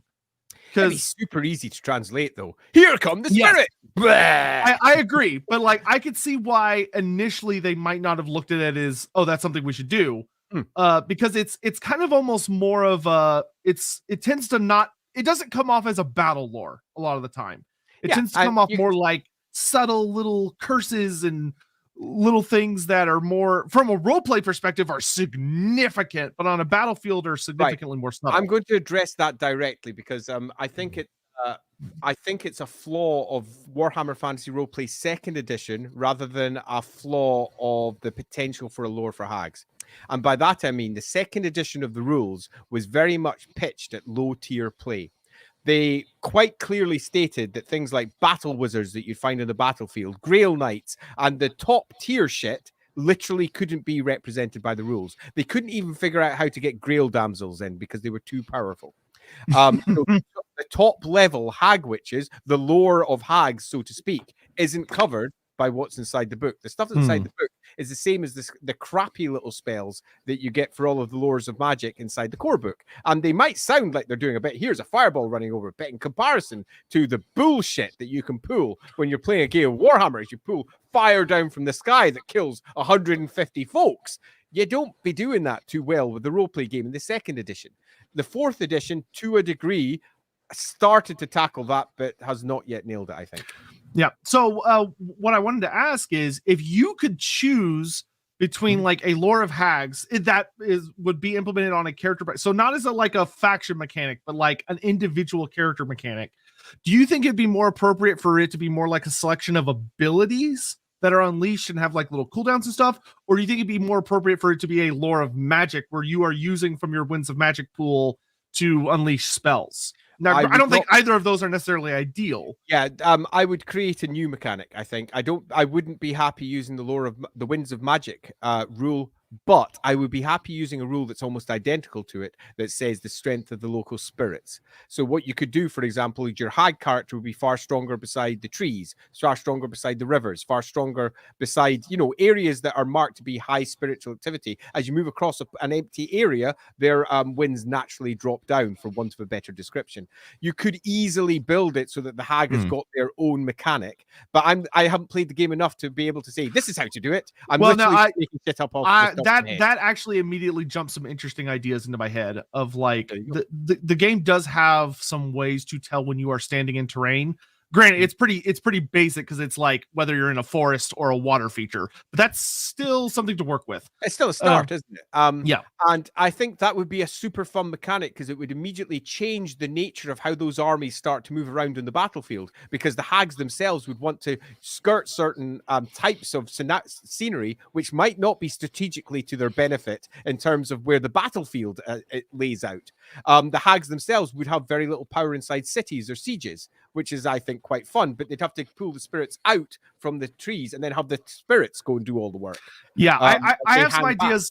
I have some ideas for how that could work. Now, granted, it'd have to come with the concession that the Lord Hags would kind of have to be kind of a regular wind of magic, or it would have to be treated like a wind, but there are things you could do with it. Yeah, I think that's how to deal with it. That's how Second Edition did it. Yeah, Silence of Virtue. Kislev feels kind of weak to me theme-wise, since all of their armies seem like they're composed of Gospodars, kind of torn on making the Beast Elemental. Okay, this is an interesting thing to touch on from a game perspective. First of all, thank you for the super chat and all that. First of all, I think a very common misconception is that the Kislevite armies are Gospodar. They're not technically. The game does not call out your Ungol units, but you do have Ungol units. They're just not very well represented. Yeah, they did not go out of their way to make them notably different, which they should have. But technically, like your Kosovo dervishes, your Kislev horse archers, and your unarmored Kossars, those are your Ungals. That's your Ungals. They are literally your Do Ungals. they look like Ungals? No. No. They are. Like if they should be more distinct, but that's who they are. If you want to see someone bitch about this at length, wait till I start playing this game online, and you're going to hear me bitch and Andy, bitch and bitch. I want to reveal a secret to you that I've not told you yet, and I don't think you know about it. I don't. So Prince Yuri, which chat no spoilers. I'm aware of this character because I started the game. And that's it. Chat no spoilers. Don't tell him about anything. I'm not looking at the chat just in case. Do not tell him what happens to Yuri because we want him to. We want to see his reaction live. Which, hey, make sure you subscribe to his YouTube channel and his Twitch channel so that you'll see when he goes live, so that you can watch that. Yeah, man. So, Prince Yuri may have actually been a character you wrote, and you might not realize it. So, Prince Yuri, in reality, is Yuri taken from the Ultimate Career Compendium based on the Kislevite careers. He is an adventure hook character. Oh, fuck. He is a Kislevite horse riding career. There's an adventure hook about that's exactly like I don't know if you remember how that story goes, but it is the same guy. Well, that's fascinating, isn't it? Isn't it funny how you wrote that character? It's a weirdo world, eh? Yeah, I cannot wait for you to get to how his story ends. Looking forward to it. So anyway, fun. There's fun. There's your little Total War lore nugget for the moment. So the other thing that's really interesting. So there's been a lot of criticism, and it's a criticism I understand, but I also want to address and then also get Andy's opinion on about that. Oh, why we're getting the Ungle Hags, and yet the units that are coming with it are a little weird. Where it's like, okay, it's the Akshina, but the Akshina have been very heavily changed. In that originally they were called Chekis, being kind of like the secret police. Not a great name, in my opinion. I think Akshina is infinitely better. Me too. I much prefer it. And they have been further changed from they are no longer seemingly the secret police within the cities of the Gospodars, but they are now almost more like rangers or agents of the Hags that are watching over the rural aspects of Kislev, which is a pretty significant alteration, but I don't hate it. Nope, neither do I. I think it fits in perfectly. As long as the Gospodars have got some form of equivalent, and it doesn't need to be in a war game. It just needs to be some equivalent of but some equivalent of the fact that they are controlling. The Gospodars are far more controlling people. Yeah, which I believe we have one. There was a Regiment of Renown added a few patches ago that is a Regiment of Renown of Armored Kossars, and I think they're called the the night something. The night man. Oh, I'm getting always sunny in Philadelphia. Yeah, well, I don't want to say the Night Watch because that's obviously even worse. The movie, yeah. Totally. But in their lore blurb, it's revealed that they are the secret police of the Tsarina. Interesting. And that they are. Is it the Watchmen in the Night? That might be what it is. Which is like a way of saying. But anyway, they are the secret police of Katerin, and the way that they are very distinct is that not only are they like super scary looking, but they have enchanted blades because they have wield ice blades. Of course, ice magic. Because but it's like, but I actually really like that they're very unique looking because they're that heavily armored, very brooding, scary. They're gonna smash down your door and like come kick the shit out of you. But yeah, the ROR armored Kossar is the secret police unit. It's a Regiment of Renown instead of being a regular unit, which to me makes sense because there wouldn't really be that many of them. I'm totally cool with that. Yeah, the Watchmen in the Night. That's their unit titles, the Watchmen in the Night. Mm-hmm. And that has allowed the Akshina to evolve into something different, which I actually do like quite a bit. I think it's fine. I think it works very well from the idea as well that the Ungals are as a people far more involved with all of this. Yes, I'm definitely getting an echo. I can hear my own voice coming back every once in a while. You must have do you have a tab or something open somewhere? I don't. It's just very subtle. Because I can tell you, I don't hear it on my end, and the chat doesn't hear it. Okay, that's all that matters then, as long as no one else hears it. Yeah. So then there's the other two units, which open up kind of an interesting can of worms. So first we have the things in the wood, which were I think a pretty big surprise to pretty much anyone, because it's a Mordheim unit, totally. Or entity. In that when I initially saw them, I thought they were referencing the things from the Deadwood, which is similar but not the same. The things of the Deadwood being a humanoid unit from a very specific forest in the or not quite the Empire, but it's like that near Empire Kislev ballpark. The Deadwood is a nasty place. Mm-hmm. But it is. Wait, y'all can hear it, or I'm not hearing anything now to make things even more annoying. Yeah, I know. I don't believe you, Anthony. Thanks for coming by. I don't believe you. Anthony, who are you? Hey! But the things in the wood are a very interesting unit in that of all the things they could have landed on, kind of a bizarre choice. I do love their design. They're absolutely amazing looking. I haven't looked at them yet. I'm gonna have to quick check. Here, I will pull up a picture for you. But what's interesting about them, no, not real world things in the wood. Thank you, Appalachia. Freaking Appalachian Mountains. It's weird living in America and forgetting that the Appalachian Mountains are an actual thing, and not just a mythical like it's a real place where weird shit apparently happens. All I'm getting is wood elf shit. Now, this is useless. Yeah, hold on. I will pull up. That'd be awesome. Yes, I got it. But what are your thoughts on them? Because like it seems like they're kind of meant to represent these nightmare spirits of the forest taking on like a war aspect. But well, I think that's fine. I in general, without the specifics, I've not seen them, and I really should have a quick check. There you go. Static rose up for minutes after I removed my earbuds. Oh, good to know. So there's clearly something going somewhere. Yeah, I'm definitely hearing a slight echo on my side. So maybe there's something going on with my setup here, and only I'm hearing it. Anyway, that all aside, I think that having some representation of the spirits is great, and they've chosen this, and that's fine. They have a very limited budget, I presume, to create lots of funky little models. I would have been just as happy with a whole bunch of tiny little wood elf spirit style things popping up as well. That'd have been fine. As I said very near the beginning of the stream, the Hags had in their rules that they could have dryads as spirit familiars, that they could have naiads spirit familiars kicking around all over the place. I'm just going to pull up the So I sent you like those creatures pulling Mother Ostankia's chariot. I believe those are the things in the wood. Oh, that's the things in the wood. Okay. So they're kind of like dog creatures with no flesh on their heads. But do they have like skull heads?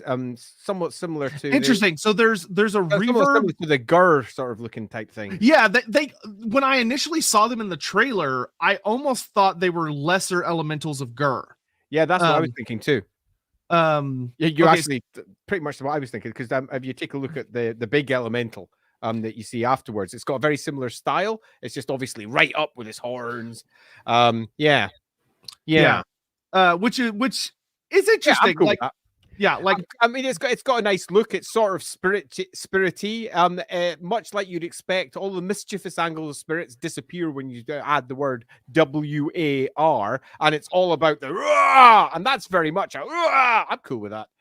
That's great. And then the last thing is the incarnate elemental of beasts, which was that's the one I'm just looking at. It's a weird pick for them, considering the Hags traditionally aren't wizards, not in like the classic sense. And Kislev does, that's kind of the thing, is that it looked like appearance wise, it looks like a terrifying giant Wendigo monster. Like if you think nightmarish creature, spirit of the woods. And I think that's kind of all it boils down to, is that aesthetically it fits. I will say that I'm hoping the reason they picked the incarnate elemental of beast instead of going with a more Kislev specific creature is because it's going to be shared with more races.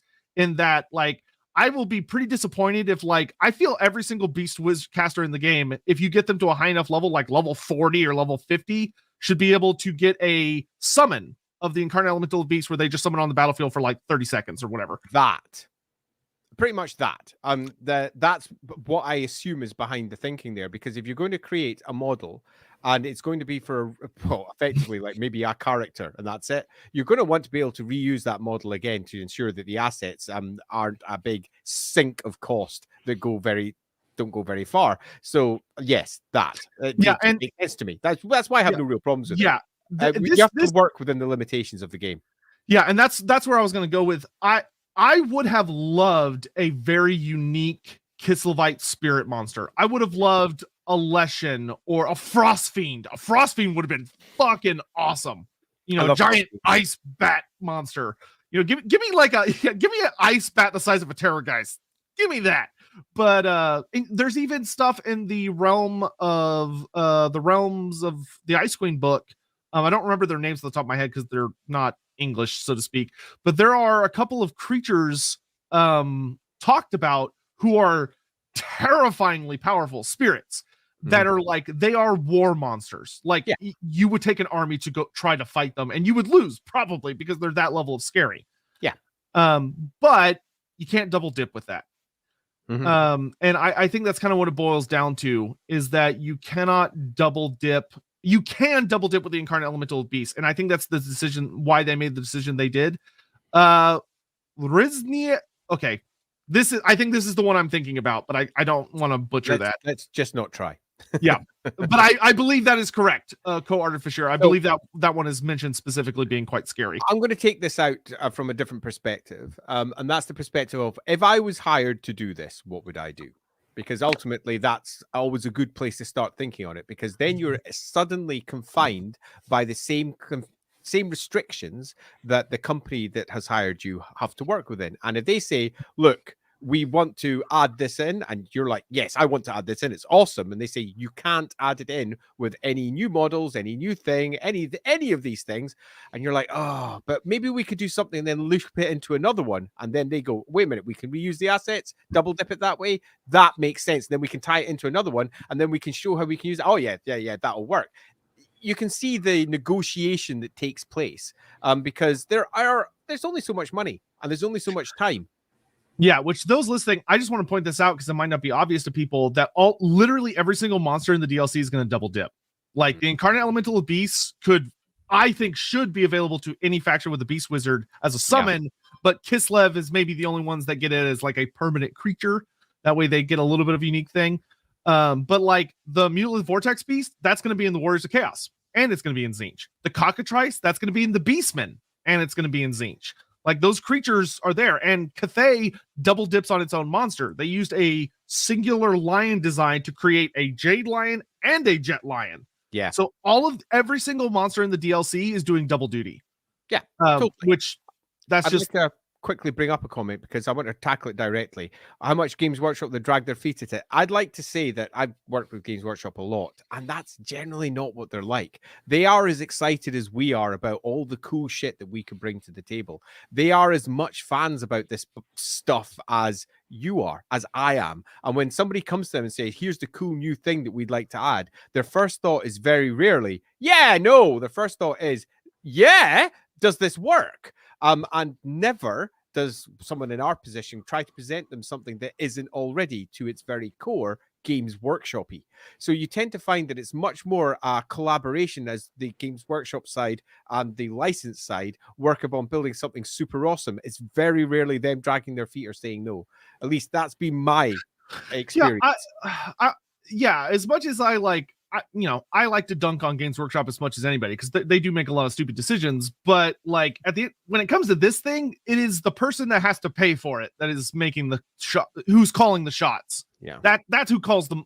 It's the guy who has to sit there and goes, okay, you want me to spend how much money to pay how many people's hours, and it's going to take them how long to make this thing? No, that's not realistic. We have to do this other thing.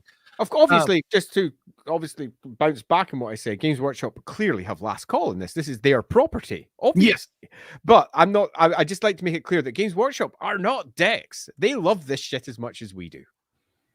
Yeah. I have zero doubt that if Creative Assembly went to them and was like, we want to do these unique spirit creatures for Kislev that they would not have been like, oh yeah, awesome, great, do it. Especially because they're like working on a Kislevite model range. Anything they could do to make Kislev feel more unique, they are probably just like, oh good, we could potentially use that in the future. That sounds great. But yeah, why do they charge us so much for reused assets? That's a great question. Unfortunately, neither of us work at Creative Assembly, and we can't answer that for you.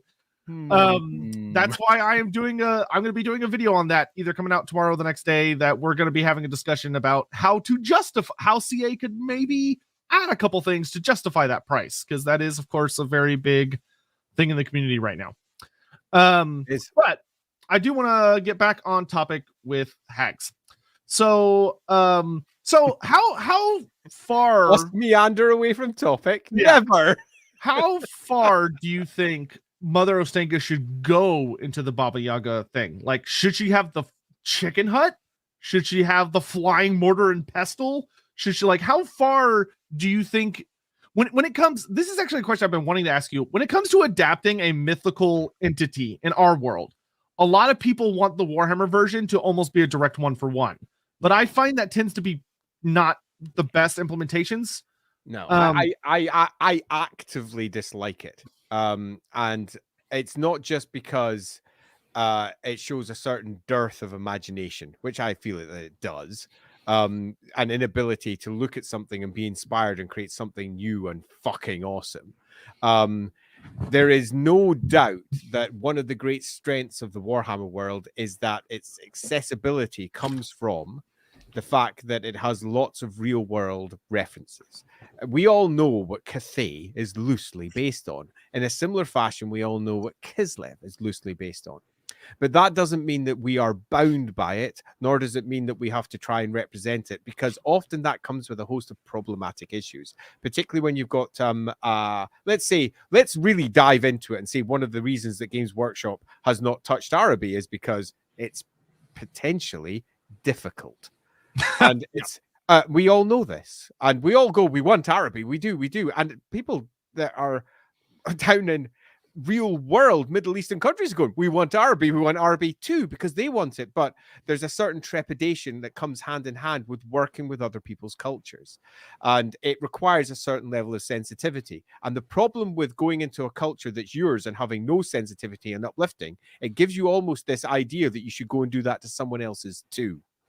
And that's when it all starts to get difficult. So whenever I'm involved with anything, my first instinct is always to go, let's have a look at the sources.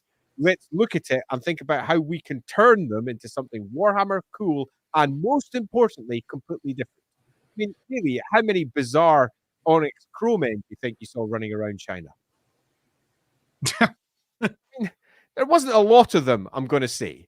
And it's good to adapt things in different ways. You've got sources and you've got inspirations, but I would much rather, if they were bringing their own Baba Yaga-esque figure to life, that it was a bigger, Warhammer-ier version of it, and it was something that you'd look at and you'd go, oh wow, that's obviously something like that, but they've done this and it's fucking cool. That's in the end what you're looking for, something that's really fucking awesome.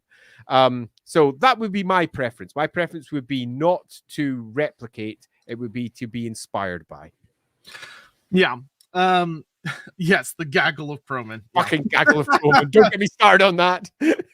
Yeah, and yeah, one of the things that is yeah, because like when Mother Ostenkia was announced, one of the things that I kind of noticed that like I saw coming, but it was almost a little surprising to me, and I think it's because of so many people that have come into Warhammer very recently, was like the desire for her to literally be a 1-to-1 of Baba Yaga, of like, oh well, Baba Yaga has a giant chicken hut, so her mount, her like big epic monster mount, should be a giant chicken hut creature, which is like, I can see the argument for it, but at the same time, like I don't like it, to be honest. Neither do I.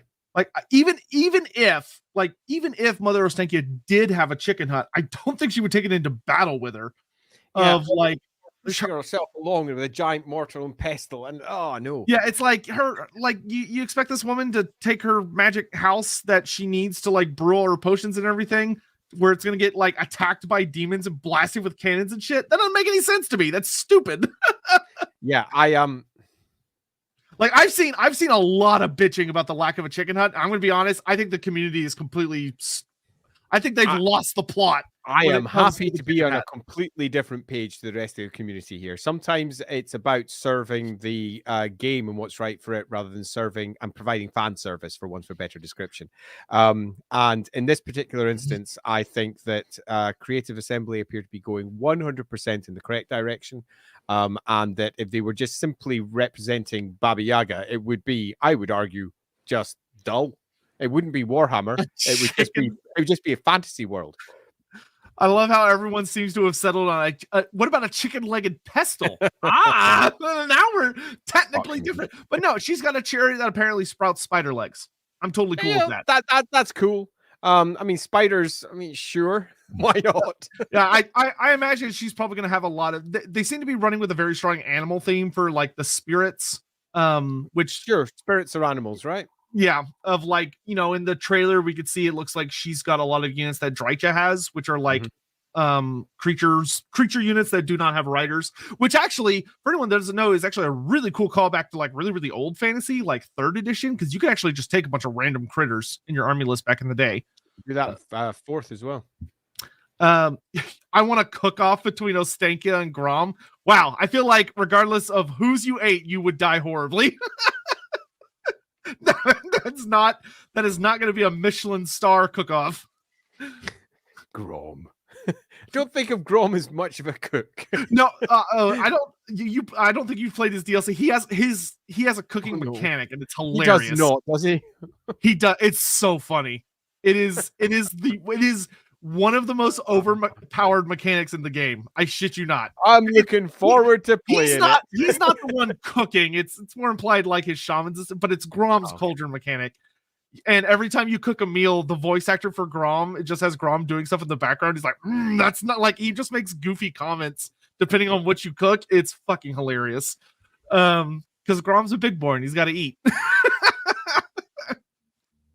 But oh my god, yeah, the Centigore milk. Oh god. And it literally says he was a good boy. He was a good boy for Centigore milk. That's a line. It's foul. There's a lot in that missing S. It's foul, but like in the most hilarious way. Anyway. But yeah, I mean overall I am there are things I like about the Hags and things I don't like about the Hags. I think Lore Hags would be very nice, even if we have to wait for it in the future. I think we should get it. I'm not a super huge fan that the Hags seem to be traditional wizards. There are lores that kind of bugs me. It's like it's just kind of lazy. Well, like for me, it makes the world feel smaller, and it makes the factions feel less unique and discreet. And that's a shame.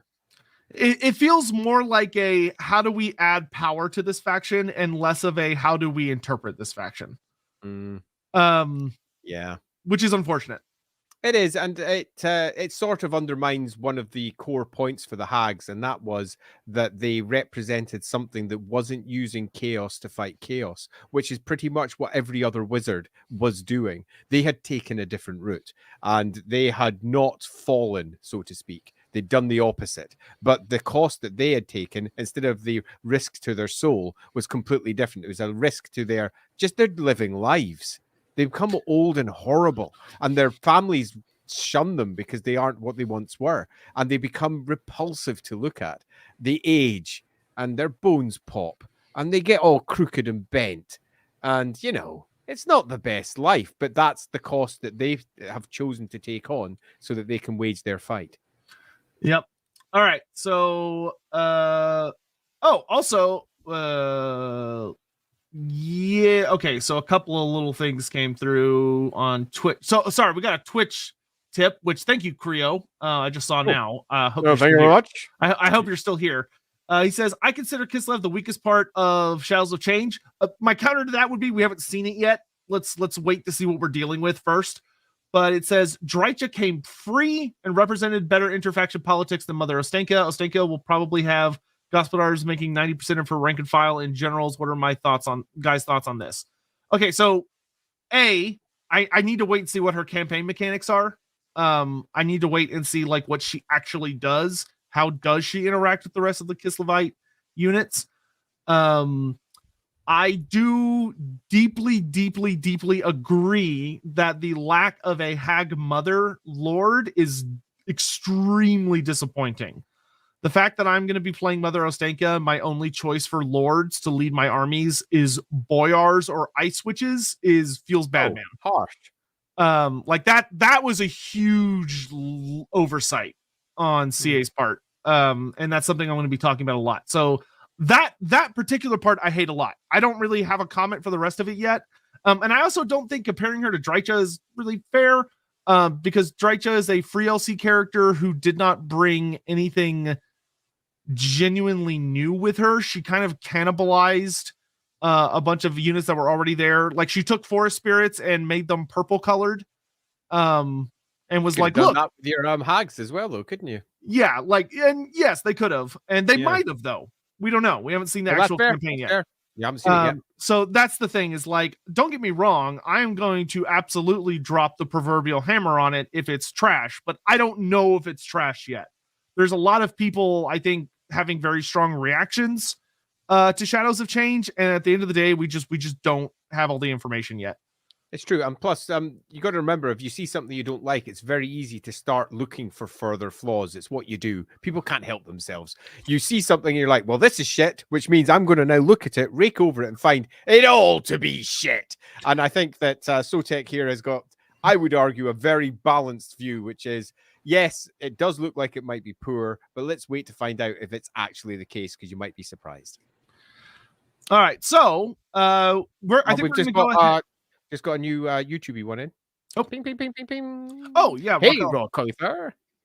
If I could invent a generic agent / hero that was either created by or works mostly for the Hags, what would I come up with? So, it's an interesting question. I mean, I would probably just have like Hag Mothers as my lord and then Hag Witches as my heroes and then call it a day. If I was held at gunpoint and told that I had to come up with a entity as like a spiritual creature to act as like a hero character, I would probably crack open and go read about all the spirits that are in Realms of Kislev and just pick one of them. There are quite a few of them, but like that doesn't really fit. Yeah, if I was there, if you could invent a generic agent hero character that was either created by or mostly works for the Hags, then what would you come up with? I'd just have a full set of Hags. Yeah. And you would have the Hags balancing out against the just the standard Ungol nobility, boyars et al. And that would just be a perfect balance between the two. Why go further? And then if you wanted to add on top of that, I'd be looking at being things that the Hags summoned / created through the course of play, rather than necessarily was a component part of the leadership structure. Yeah. No, that being said, if you gave me money and were like, hey, if I was like, hey, can I do like an Ungol, like whatever the leader of a little Ungor tribe is, and he's specialized in being like a ranged melee focused character, like he has a bow and he can ride a horse and if you get yourself like a proper character who could start doing proper Ungol tactics of circling around units and pinging into it and going round formations, having special stuff, and then the character who did something special to that, perhaps if they managed to connect to themselves, a big ping went off, magic powers fling off, that'd be awesome. Yeah. So that's probably what I would do if I got that in addition to the Hags. I would do the Hags first, but if you were like, you can have another one, but it has to serve the Hags, then yeah, I would probably do like not a chieftain, I don't know what the word would be, but like an Ungol guy. An Ataman would do. Sure, an Ataman. Oh, well, we have Atamans as a Hetman. There we go. We don't have Hetmans. There you go. Hetman. We have ourselves an Ungol Hetman. That would do. All right. So we're going to go ahead and start diving into questions from the Discord, as well as here's a great question to start with. That's just from the YouTube chat. If you want to tackle that, Andy, of do Hag spirits require the winds of magic? Okay. Yes, spirits use the winds of magic. They are inherently magical themselves. They are, depending upon your individual story that you take from, because they really do contradict, but they are at their heart creatures that either A, come from the aether, or are very closely related to the aether, but they definitely draw their sustenance and are a part of etheric energies. And that basically means, in the Warhammer world, the winds of magic. The reason that the hags are safe is because it's the spirits that are doing the spells, which is why I'm not too bothered with the hags having access to, say, the lore of beasts or the lore of life or whatever, as long as you have that little snippet that says the spirits are doing it on their behalf. If you write that bit in, suddenly the hag makes complete sense as a character. But if the hag herself is the one that's responsible for doing it, it undermines the whole point of what they're there for. At least as they were originally written, they might write a new one. Yeah. What is the relationship between Ice Witch and the Hags? This is actually pretty well expanded on in Realms of the Ice Queen. It is tense. Tense. Like they technically are fighting for the same cause, but they represent two very different cultures. And you've got to also remember that the Ice Court is in the position of authority, which, if anything, makes it even more tense. As far as they're concerned, it is their land. As far as the Ungals are concerned, it's their land and it was stolen from them. Yeah. Are we not all hags deep down? I'm sure we all have days like that. All right, so diving into the first question, some of these might not fully show up, but don't worry, I have the Discord up, so I will read them out in their entirety. But Scythe Petals dropped in a few questions, and his first one is, what is the Hag's role in Kislev society? Are they simply boogie ladies, or do they have a deeper, more secret role unbeknownst to even civilized, quote-unquote, Kislevites? I'll just leave that up. So that's an interesting question, because Kislev society is quite different to, say, Gospodar society or Ungol society, both of which are Kislev society. Yeah, Kislev's messy, y'all. Yeah, totally. And that's just two of the primary ethnicities that you find in Kislev. There are more, and they also have their own traditions and their own histories. The Hags are an essential part of Ungol life. It's not just that they're sitting on the outside. They live with them. It is their mothers, it is their sisters, it is their children. The wise women that they all represent, the circles of wise women that are in their communities, that the Hags are a part of. Even the oldest and weirdest ones are connected to one somewhere. It's just a part of their society. It's not an external weird thing. It's what they live with. But for the Gospodars, it is almost to a degree exactly what you described there. Bogey ladies, things to be afraid of. What happens when you stray too far off into the Oblast and you get into the weird communities where things are strange? They are often not just bogey ladies because they're used as a figure of terror, but they are real threats to their way of life and the life that they live. So it's tense. Yeah, and just gonna touch on a couple of comments very, very briefly as they appear in the chat as well. Kyle, yes, that's actually a dynamic that Total War has added that I like a lot, is the Great Orthodoxy. The Great Orthodoxy is literally like the third guy in the ring now, where they are, especially with Kostalton at the head, they are very zealotrous, and they have similarities to the Empire as far as like how the witch hunters tend to be. But there is almost more of a scheming nature to the Orthodoxy, because Kostalton is not what he seems. We've talked about him with I had Andy Hall on, and I've done a lot into Kostalton, and we'll eventually do kind of a Total War lore focus stream with Andy here. But this Andy, but too many Andys. Yeah, the Great Orthodoxy very much is trying to claim power. It has become a political faction in addition to a religious faction, and it sees those two as opponents. And you also have someone like Kostalton who has become convinced that he literally sees chaos everywhere. Which, to be fair, he's not entirely wrong. I mean, the end of the world's coming. He's not wrong at all. Yeah. Does Hag magic work outside of Kislev? Have they ever been seen outside of the motherland? Yeah, absolutely. And yes, it does. Their magic relies upon spirits. Their magic does not rely upon their position. And the spirits of the ancient widow are just one part of a far greater map. And their ability to manipulate spirits do not rely upon the ancient widow. They rely upon their knowledge of how spirits work, of their knowledge about how to manipulate spirits. Does that mean that when they leave, that they're perhaps going to be encountering different spirits that work slightly differently? Yes. Does that mean that they still know how to control them? Yes. They might not be successful, but they know what to do. Yep. So what is so this says robsmen, but I think he means ropesmen. What is the difference? Like what are those? The Dolgan, the ropsmen get brought up. Even in Total War, they're brought up a fair bit. Yeah, they are. So what are they? They're other tribes. So if we go back way back in time, like I like to do, and we go back to the time of Sigmar. In the time of Sigmar, the entirety of the Reich Basin, and the Reich Basin is a loose way of describing everything inside the World's Edge Mountains, into the Black Mountains, up to the Grey Mountains, because the Erskoi, the various rivers of Kislev, most of those also flow into the River Reich at some point through the River Talabek. So that entire area was populated by a variety of different human tribes. Several of those tribes were bound by Sigmar together into an empire, but a lot of them were not. And that is what these other peoples are. These are the other tribes, all of which had their own unique, discrete cultures, civilizations, identities, some of which have been completely crushed, some of which exist to this day. And the Sylvanian independence, for example, comes from the fact that they had a different tribe down there, the Fenones, which are not often spoken about either. And they are the foundation point of what became the Sylvanian people, which are quite separate to the Azaborns that live beside them round about Stirling, and then down into Averland as well, with the Cherusins over there, and you get the idea. So they're just another tribe with another cultural identity.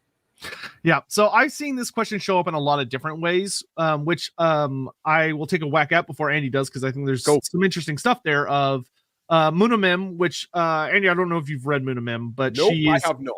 So that's going to make it super easy for me not to give an answer on. Cool. Well, you'll be able to jump into it in a second. So would Munamim resonate with Mother Kislev if her bog expansion reached Kislev to the point she became a hag, or would their grief be incompatible? So Munamim, for those who don't know, is a special character that was introduced in the Winds of Magic book for Warhammer Roleplay 4th edition, who is a Famir matriarch. So she's the Famir, she's the big bad Famir matriarch character. She's actually very, very fun, and an interesting character. But there is, like Andy talked about earlier, there is a huge difference between the Famir and the Hags, in that the Famir use chaos. They are one of the original chaos races on the Warhammer planet. They, according to newer lore we have, they worshiped chaos before chaos even showed up. Like, they had little inklings of little whispers of what was beyond the veil.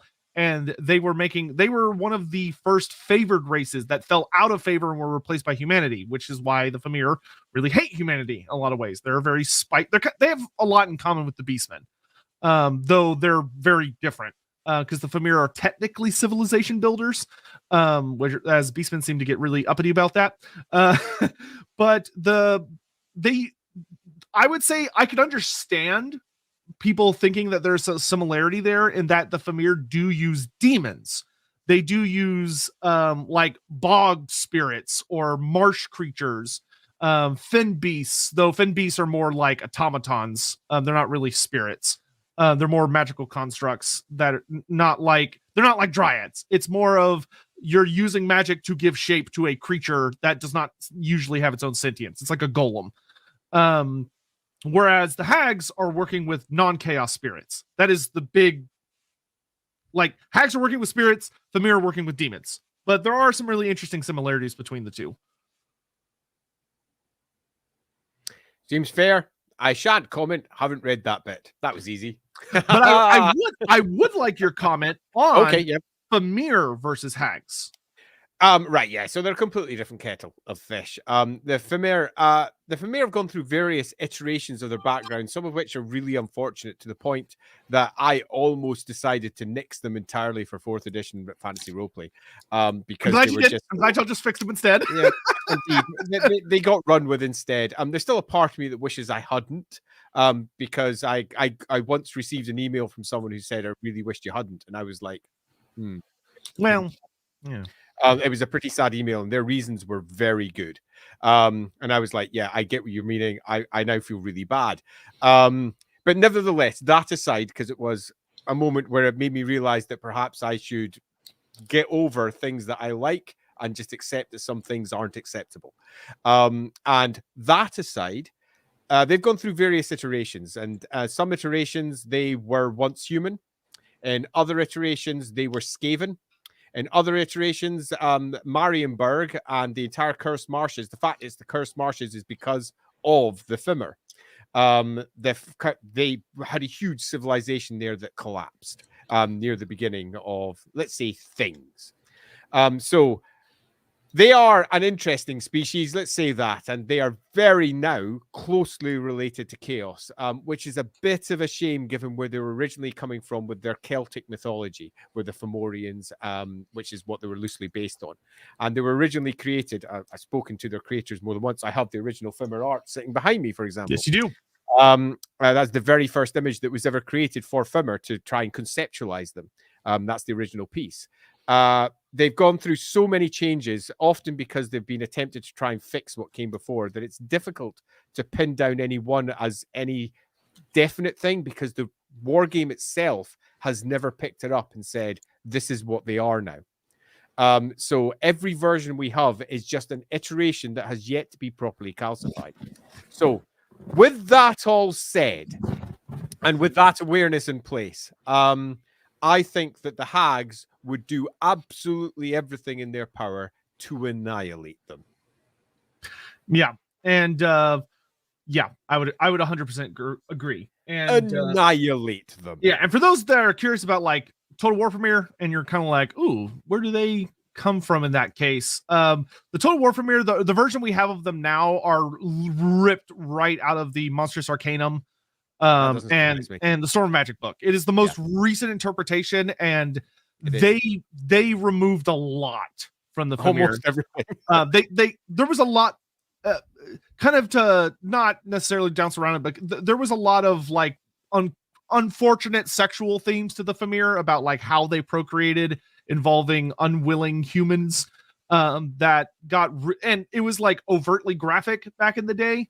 Old like it's just kind of a unfortunate truth of the setting that old Warhammer had a lot of very strong sexual themes because it was marketed seemingly towards teenage boys.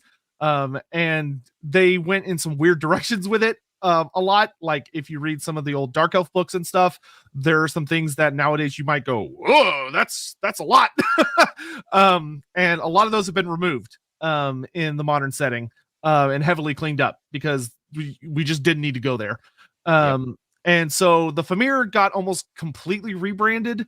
And they went from that to being instead like a fallen civilization of chaos worshipping marsh creatures that are a matriarchal society. They have these big badass matriarchs that lead them, who are the progenitors of their species, and also like they have a bunch of little males, and they kind of function like ants in that sense, where you have a big queen who gives birth to all of them and all this other stuff.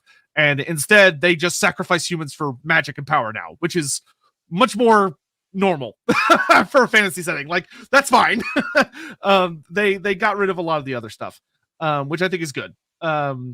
So that is why if you encounter the Fimir in Total War, you might look at them and go, I don't understand why people have problems with these guys. They seem fine and like really cool. But that's why is their origin was very heavily tied with a lot of those other themes. And those have been gutted in the modern versions. Although, interestingly, more than one writer, when I was working on the roleplay game, tried to reinstall that. Yeah, well, you know, I did not allow that to occur. You know, it's kind of that thing of if there's always the guy, and it's always a guy in the room who goes, well, this doesn't make me uncomfortable, so why shouldn't we talk about it as a theme when it happens in real life? And it's like, because we don't have to go there. That's why you can tell horrific stories without delving to the absolute bottom of the barrel. Yeah, you can tell horrific stories without making it a core component. Those horrific stories can still be told. They just don't have to be the only outcome that's allowed, because that is not just a horrific story. That's then moving into actual abuse. Yeah. Also, Fade to Black is a very good, viable strategy, and it was not a strategy used enough in the 80s and 90s. And now they're better about it, depending on the medium. Granted, not always. There are some stories that delve into topics like that, but there's a time and a place. Would be my thing there. All right, that Rye Guy, thank you for the super chat. Hey, Rye Guy. Sorry this was asked or talked about already, came in late, but I thought ice magic came from Kislev. Don't the spirits of Kislev has some access to ice magic as well? If so, why do ice magic witches hate the magics of the Hags? I'll let Andy. So this is an that. interesting one because this is one that I discussed actually directly with Games Workshop when I was writing the Kislev material, because we had Form of the Frost Fiend, for example, which is one of the spells of the Ice Witches, where they could turn into a gigantic Frost Fiend, and it was fucking cool. But the Frost Fiend is a legit spirit in Kislev. It's not just something that is made up for the Ice Witches. Frost Fiends whirl around being crazy whirlwinds of horrific icy death with massive claws. They're truly terrible creatures, but they're spirits. They're spirits of ice, spirits of Kislev. And when I was forming up the Hags, I was very keen for them to be quite discreet from the Ice Witches.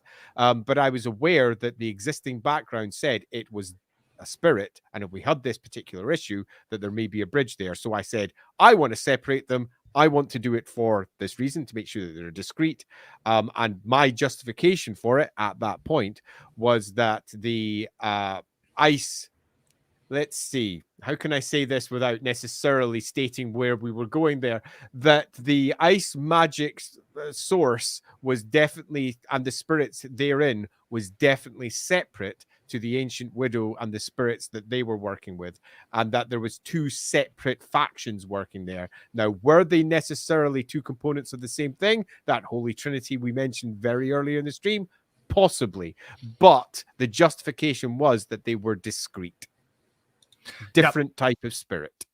Yeah, that's why a lot of people like modern Famir. Because, yeah, Skeksis, great. Awesome. Skeksis are awesome. If only they were more like that. But they're very strongly drawn upon old Irish myth. Yes. Though, yeah, they kind of lost a lot of that. Yeah, totally. I kind of hope they lean. Well. I hope they lean more into it. But yeah, they.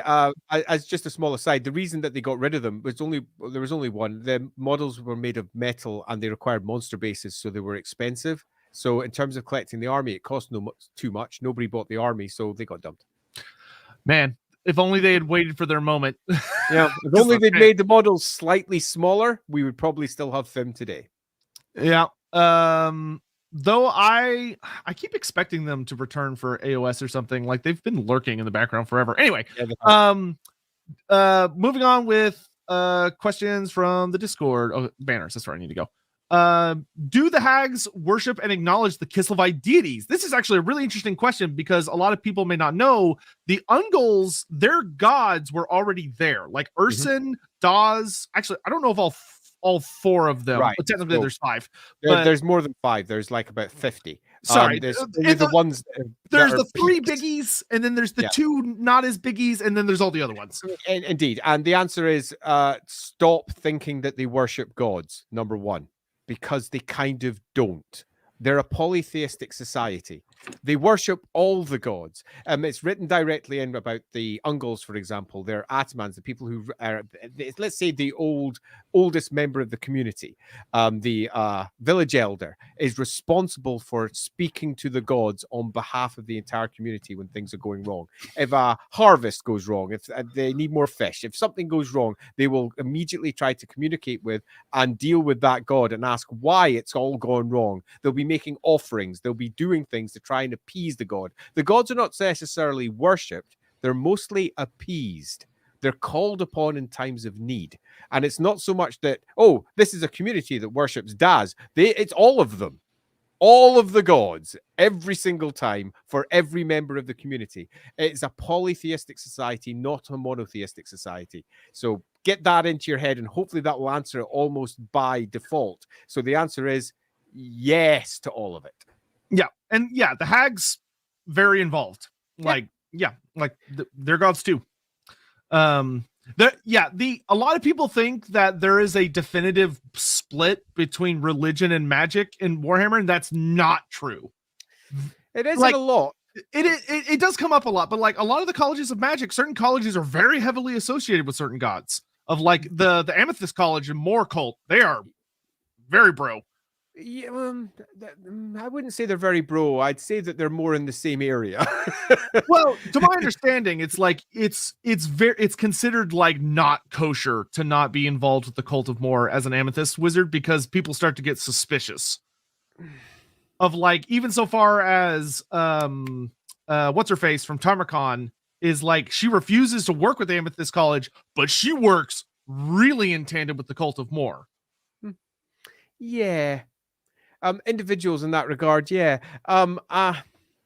I would say it's a bit more complicated than that alone. That would be a bit tight. There is definitely a strong cultural divide in many parts of the old world, but it's difficult to pin it down because in, say, for example, the Empire, it's exceedingly strong. Because of the prevalence of the cult of Sigmar that views magic as the workings of chaos. And as much as individuals in the cults are accepting of it, many just aren't. And it's maybe been 200 years since Magnus has made it legal, but those last 200 years for many of them have been a fight to reverse it. And the colleges have been shut more than once, closed down almost entirely during the course of that 200 years. And that's because they are seen as massively sacrilegious because they're pulling on the powers of chaos. Now, not everybody believes that. And many, particularly the wizards themselves, don't necessarily believe that per se, meaning that they might want to help. And there's some places they'll be accepted, but the overall view in the Empire, if you're looking at a cultural umbrella view, is wizards are bad. And that goes across the case for all the cults, sadly, because but that's the Empire only. Other places, it's quite different.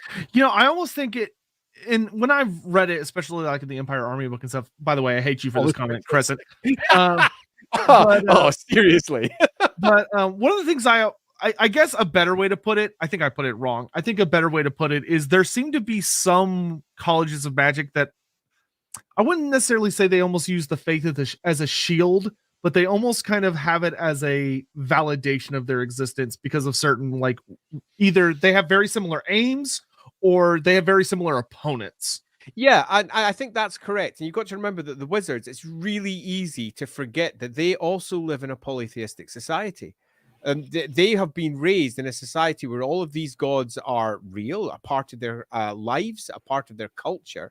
And just because you become a wizard doesn't mean you stop worshipping all of these gods.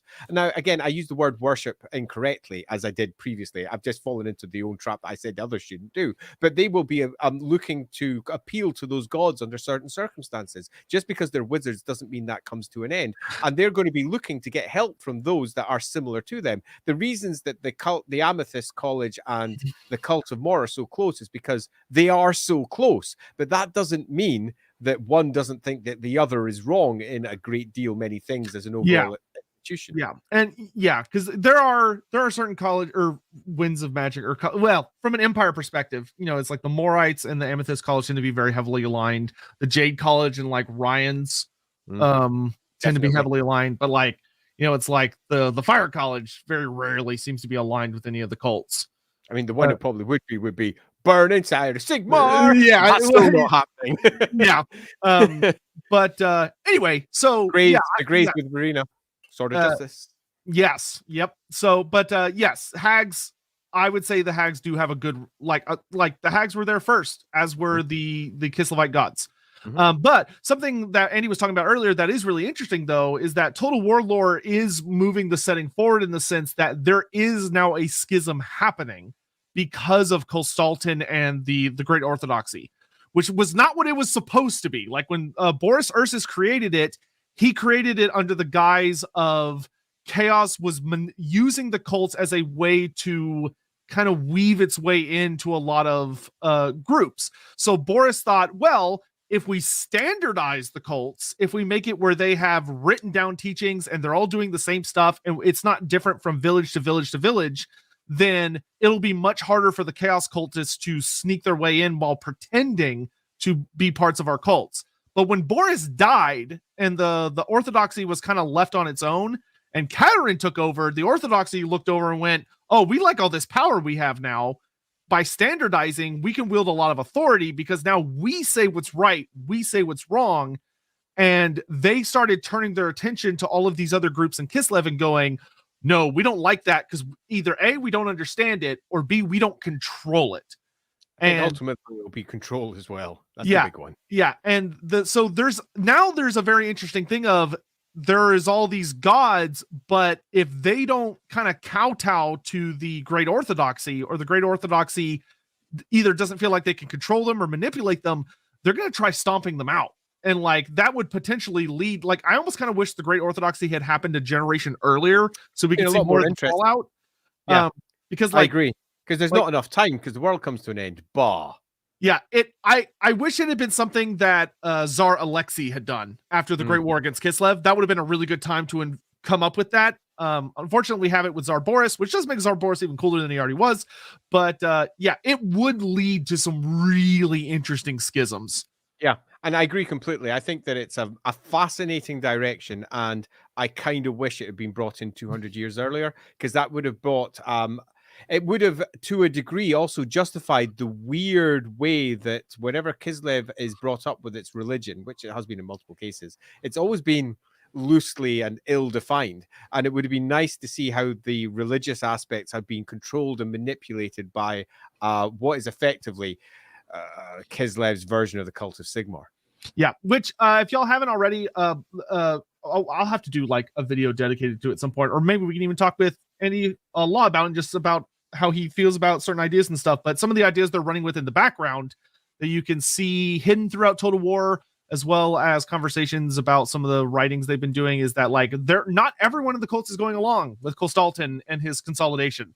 Like I want to say it's either the matriarch of Solyak, or it is the I can't remember if it's a matriarch or patriarch of Tor, is really uncomfortable with the Great Consolidation and the direction it's going in, where it's becoming more of a political force instead of a like purifying force. And Kostaltin has enemies that are very big in the other cults, and the thing I love about Kostaltin, and one day we'll have to do a whole thing with him, is that like he looks like he's Rasputin. He looks like Rasputin. He's like, a lot of people think he's this crazy zealot guy, but that's just the face he puts on. Like he is very zealotrous. Like he's a very, very strong, faithful man, but he's also a way bigger schemer than anybody thinks he is. Like in private, he is not nearly that loud and boastful and unwashed and ugly. That is an appearance he puts on. He is far more conniving than he seems, which is what makes him a great character. I just hope he gets better mechanics. So we're going to skip this one from Scythe because we already answered it. We already talked about the Ancient Widow a lot and how she's associated. This is also from Scythe. Are the Hags Kislev's lizardmen? That's such a funny way to put it. As in they're serving a bigger crucial plan for protecting the motherland that most Kislevites don't largely see and understand. I would say no. In fact, I would say quite strongly no. In that these are a bunch of individual women who are looking to do the best in the circumstances that they have. We are dealing with people who are mostly, if you want to look at where they sit in the Warhammer world, in the northern side of Kislev that's butting up to Troll Country, working across a host of Stanistas of Ungol backing mostly. And they have constant drivings coming from the north of Chaos attacks, from Norse attacks, from various other attacks that are coming down. The spring driving every year, bringing the rather nasty Chaos Marauders. And that is their daily grist. That is what they have to deal with. This isn't some potential threat that might be coming. It's coming again and again. Every year, they're raising up new rotas of horse archers. Gospodars are coming in from the south, and they're coming in with their winged lancers et al. And they're going to, not necessarily war, but most certainly protect themselves from marauders that are coming in. They have got far too much on their plate to be working towards some greater plan. The great spirits that they work on are there to hopefully help them, but they're also deeply difficult to deal with. They are a difficult set of people with lots of different traditions who are constantly arguing with each other because their existences are constantly threatened. I would not look at them as having some great plan. I would instead say they're just people who are surviving in a hellscape. Yep. Servant of Sotek, yep, that's absolutely true. Yeah, even the Cult of Urson is very split. When Kostaltin was made Patriarch of the Cult of Urson and Supreme Patriarch of the Great Orthodoxy, there were people that like flat out were like, nope, and they left for the wilds.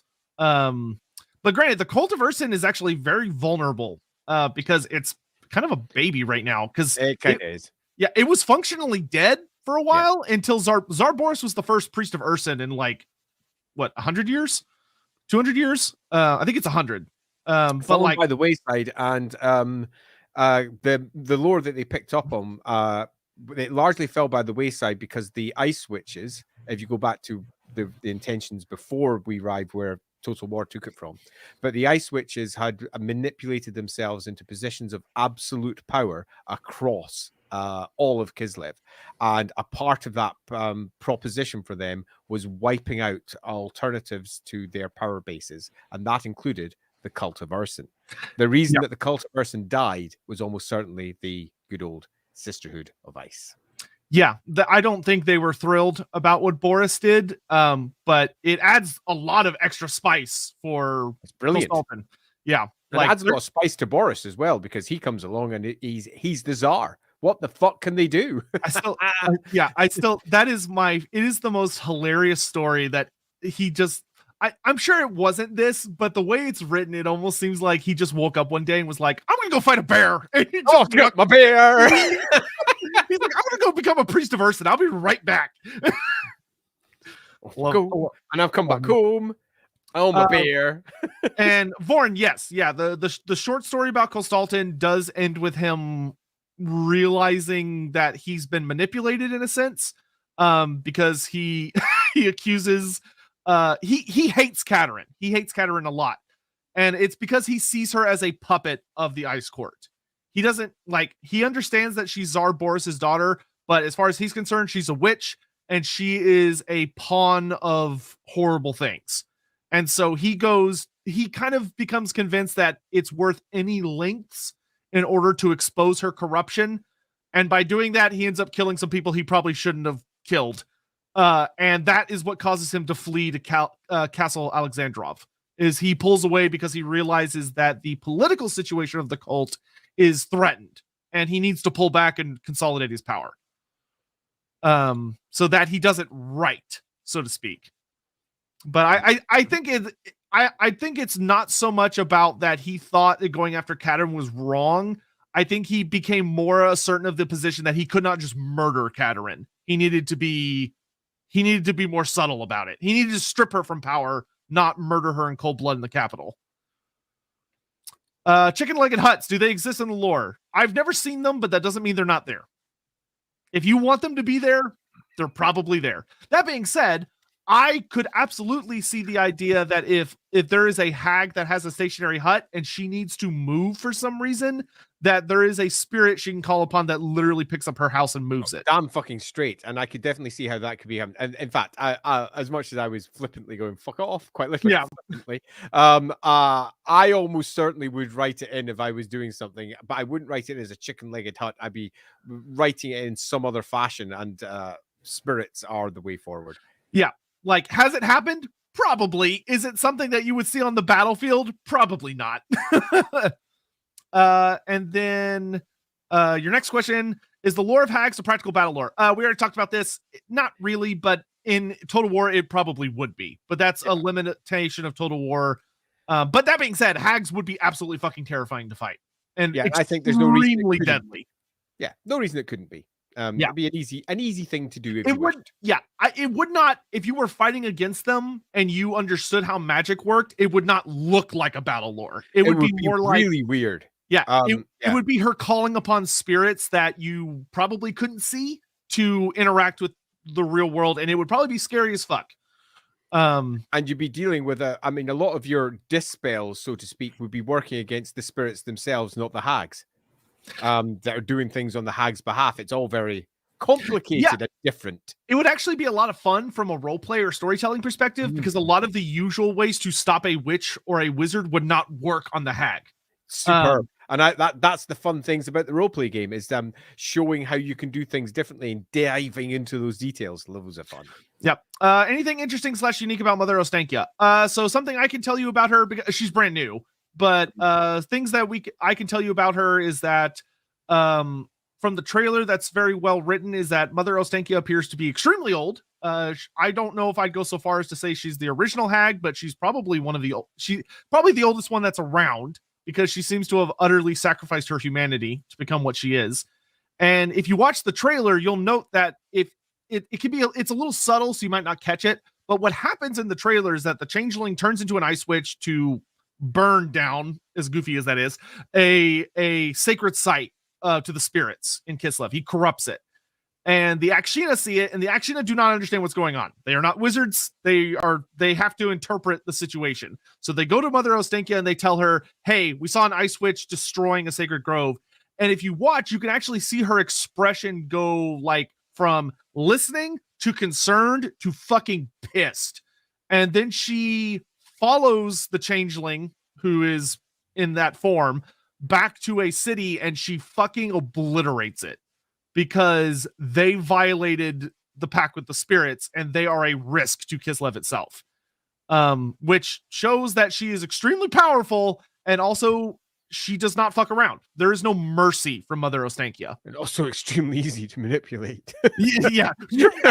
Granted, she didn't see it, and honestly, to her, oh, did that happen? Yeah. Like, burn! Seriously, it was a joke, actually. Yeah.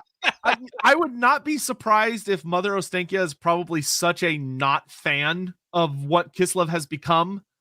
She probably does not like the giant cities that push back nature, chop down the trees, divert the rivers, change everything around them so they can be civilized. She probably resents that very heavily. So she probably doesn't take much of a push to destroy certain cities. This question has nothing to do with that, but we'll answer it anyway. Korn's a number 8 fan. Yep. How does Korn's magic work? Is it like I'm not really sure what this question is asking now that I'm looking at it.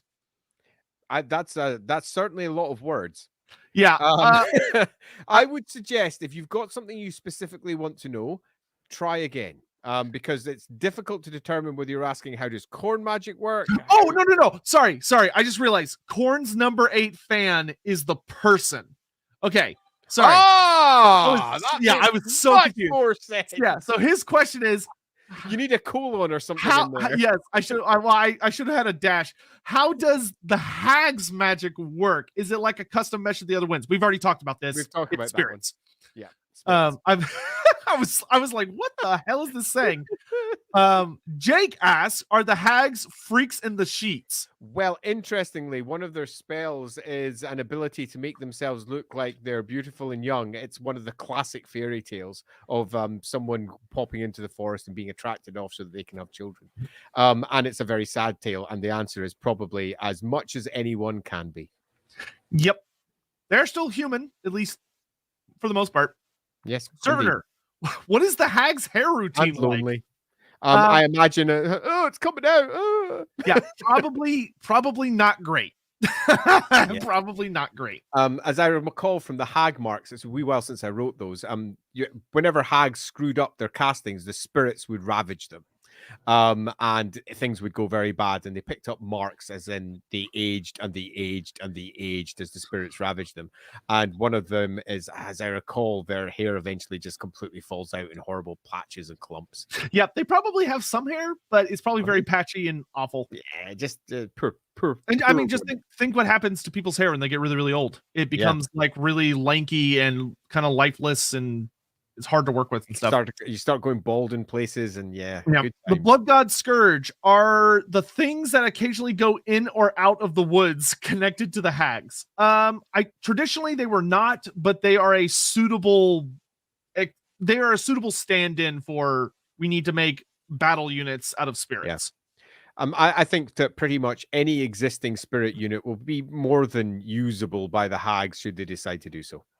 Assuming they run with them, they might decide to curtail them and never use them again after this. Yeah, I would actually be totally fine with seeing Drycha's malevolent dryads and malevolent treemen as a option, as well as like all the animal units they seem to be getting as well. Yeah. Because why not? Yeah, sure. Jar Jar Skinks is Hag magic, color magic. No, we've already talked about spirits. Korn's number 8 fan. This time I did have a dash. Well done. Are they like chaos mutated, or are they just like that? It's part of their bargain with the spirits. They sacrifice their youth in exchange, often in exchange, because that's the only And thing. when they do things incorrectly, the spirits literally suck the frickin' life out of them. Yeah, because spirits are just super cool and nice like that.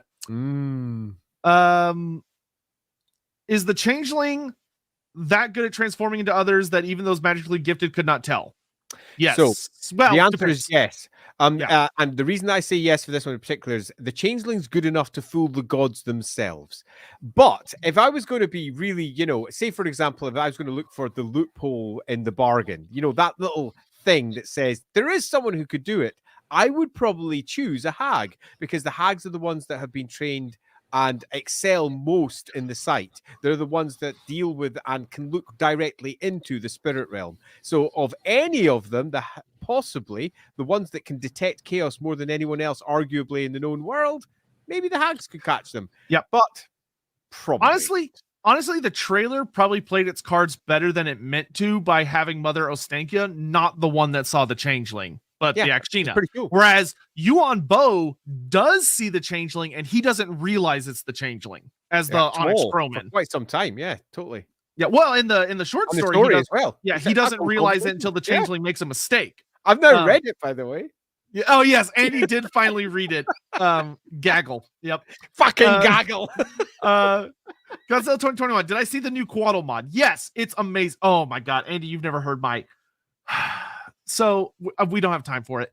There's a very infamous rant of mine. I really don't like the designs. Love a rant. I do not like the designs of the lizardmen in some cases. You're going to get me starting with the design of Marathi next, aren't you? Yeah, I do not like the Quaddle in particular. Made me fucking furious because we have so much artwork of the Quaddle as a flying serpent with feathered wings.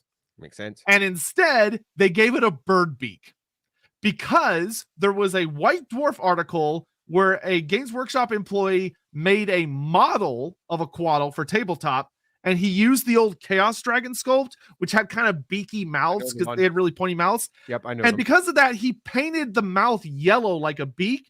So some dipshit at CA was like, "Oh, it's a beak," even though every single piece of artwork, they have serpent mouths. Well, that's horseshit. Yeah, it gets me. I also hate the way Crocsgores look because they're not. I don't like how Creative Assembly. I love Creative Assembly very deeply, but the way they interpreted some of the Lizardman stuff, they were like, "Oh, a Crocsgore is a crocodile that stood up on its hind legs," and that's not what they are. They're not. Okay, they're aliens. So I'm really glad you're saying that because I'm inevitably going to be one hell of a ranter too, and it makes me feel good that someone else does it. Oh my god, yeah, dude. There is a huge meme where people love just coming into my streams for Total War and being like, "Why?" Like, I think Total War Crocsgores are better than original ones, and I just go off every single time. I can't help myself. But we have to move on. All right. Can an Ice Witch become a hag, or once you become one, can you never become the other? Well, that's an interesting point. That is an interesting question. So, right. So the Ice Witches are pretty much exclusively Gospodars. Pretty much. The entire process is that the Gospodars go out, look for Gospodar girls, find them, take them away, and train them. So on that side, you're pretty much stuck as one thing. And the chances of you then, bizarrely, somehow culturally getting wrapped up with the hags, I think is so exceedingly low that it's almost not worth saying yes to. But one of the great joys of Warhammer is taking a look at all the existing models and asking, what if? And several of the better characters that have been created down through the course of time for Games Workshop various products have been characters that bridge that what if question. And the what if question could be what if an Ice Witch rebelled from the court, for example, and found herself in a position where she made some deals with a completely different form of Kislev. And I think that could come up with some really interesting answers. An Ice Witch, old crone who comes in from the icy wastes, I think could fit thematically very well. You'd want a really good story for how it came about, though. And you'd want something that was thematically interesting and impactful because it would be a big event. Yeah. Okay, so I want to address this. So, first of all, you're entitled to your opinion, but it doesn't mean your opinion isn't fucking garbage. Second of all, Games Workshop has settled this debate for us in that there are now two distinct species of Croxagore. There are classic Croxagore, and then there are long snout Croxagores that still look way fucking better than the garbage shit Total War ones, which are called the they're like Sotek spawn. They're a mark of Sotek Croxagore. I can't remember their technical title, but no. The thing is, the Total War Croxagores are a cool creature, but they're not Croxagores. I will fucking shoot you. Mods, just if anybody else says they like them, just start banning them. Yeah, Croxagore War Spawn. Thank you. Yeah, those are the new breed, but they still don't look like the Total War ones because the Total War ones are fucking trash. They're fat and they have no necks and they're not nearly. They're just wrong. You're making me cry here. Yeah. Anyway, they're wrong. They're just wrong. It drives me crazy. Your opinion's garbage. So Croxagores with beaks, it would be about as offensive to me as the current ones. The only Croxagore in the game that I like is Nakai. And even Nakai I think could be better because he doesn't have a lot of the telltale features of Croxagore, but he is not as bad just because he's so big. I'm really looking forward to streaming with playing the Lizardmen and loving the models. maybe that's beauty. That's just going to be our first co-op stream. Is one of us is going to play Lizardmen, and we're not going to play any of the game. We're just going to bitch the entire time. Six Shot. What is the nicest and evilest thing a hag has ever done? I think there's a really we'd have to I don't know go read a book, but I will say this. Kislev itself, one of its strong themes is that Kislev is a land that does not coddle fools. Even their god of mercy, Solyak, who's kind of like the Kislevite equivalent to Shalia in a sense, yes. she is a god that does not heal you and does not save you if you were a dumbass. She will let you die, and she will let you suffer because you should have known better. Like it is. And the hags are part of that. If you are a damn fool, if you do not follow the warnings, if you do not behave, you will suffer immensely, and it's your own goddamn fault. So they're as nice or as in quotations, evil as people. They're just people. They're living in communities. They're just people. Don't try and other them too much. They are just people. Yep. Though, if you want a good example of like a tragic one, like I said, go read Graham McNeil's Sigmar story. The witch in that knows something is going to happen, and she sets it in motion, and it is dark. But she does it to save the Empire. So it's complicated. Dragon Turtle. Do Norskins / other tribes also make use of the lore of hags? Yeah, that's a really good one. That's a really good one, actually, because it's the one you go, no, don't be daft. But there's a lot of bleed between the various cultures and peoples that make their lives in and around Troll Country, the south of Norska, southwest, I suppose, of southeast, pardon me, of Norska, down into Kislev. And there's a lot of Norse blood running through the Ungals in the north, and there's a lot of Ungal blood running through the Norse in the south.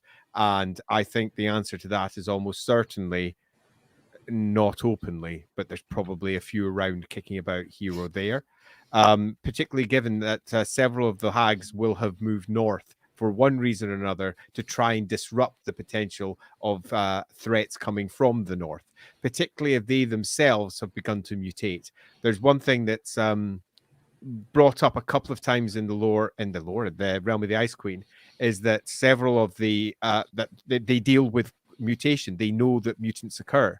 They know that it might not be anybody's fault. They don't do what they do in the Empire, where they presume that mutation means a corruption of the soul. Definitely. What it means is you're beginning to corrupt, and your soul may corrupt. So what they do is they try to train them, use them, and get them sent north as soldiers as fast as possible. And that includes if it happens to themselves. One of the call-out characters was a hag who had started to develop mutations but didn't want to go, which is why she was the call-out character, because she was doing so much work to try and stop chaos. She felt that if she stopped, no one would take her place. So yeah, I reckon there's probably a couple of them kicking around up there, but I don't think that they would be Norscan per se, or Norse per se.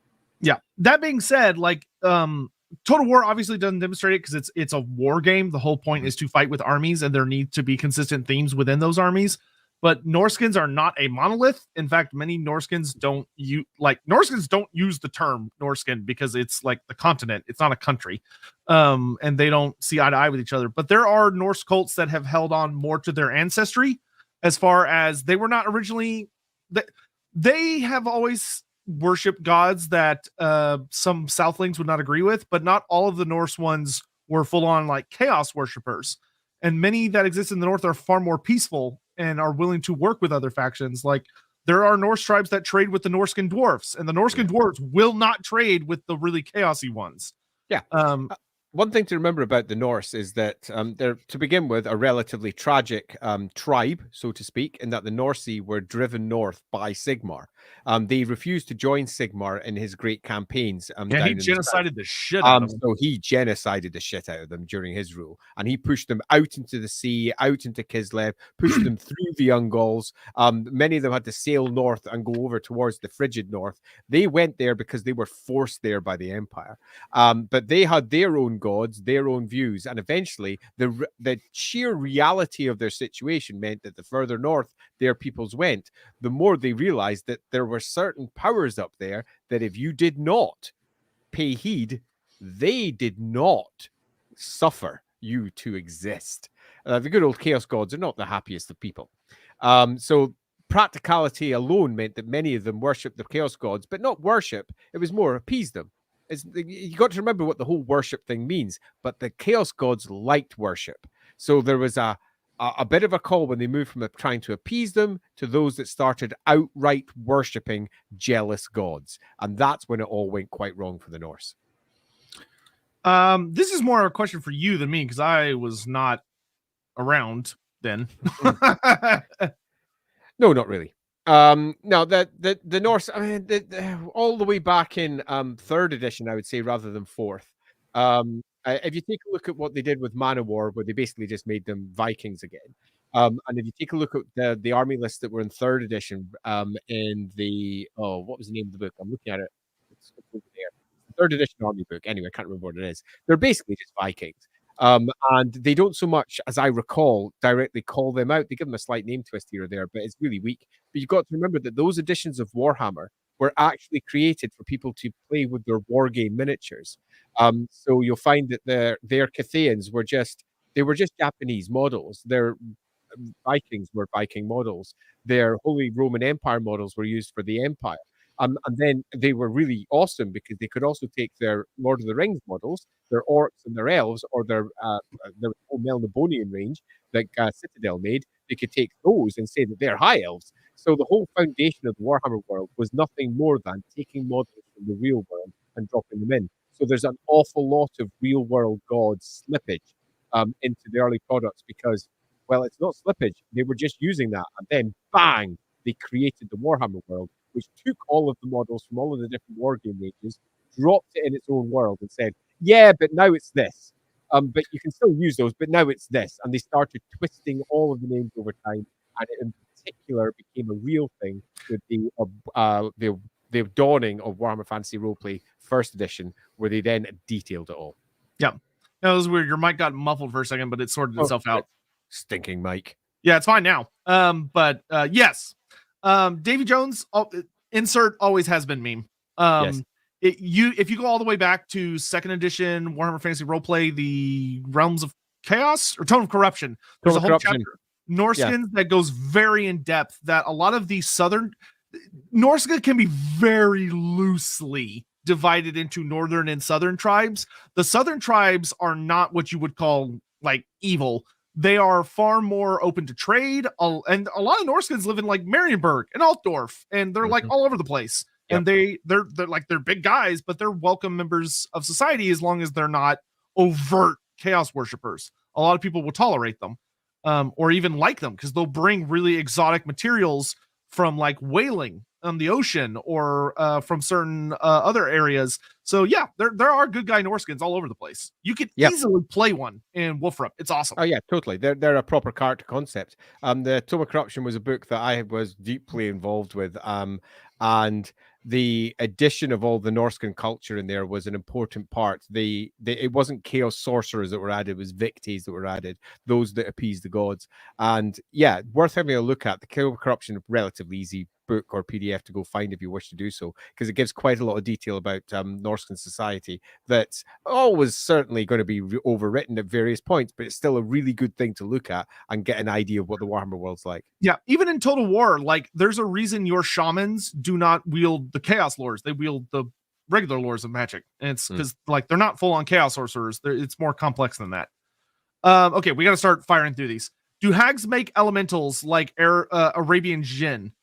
That's them. No, they work with spirits. Now, if you were fighting a hag on the battlefield and she called upon the spirits to defend her, could it look like an elemental comes up and attacks you? Absolutely, yes. Yeah, perfect. What is a hag spell preparation for their curses like? And the hags, okay, so we answered the second part, but yeah, what does their spell prep look like?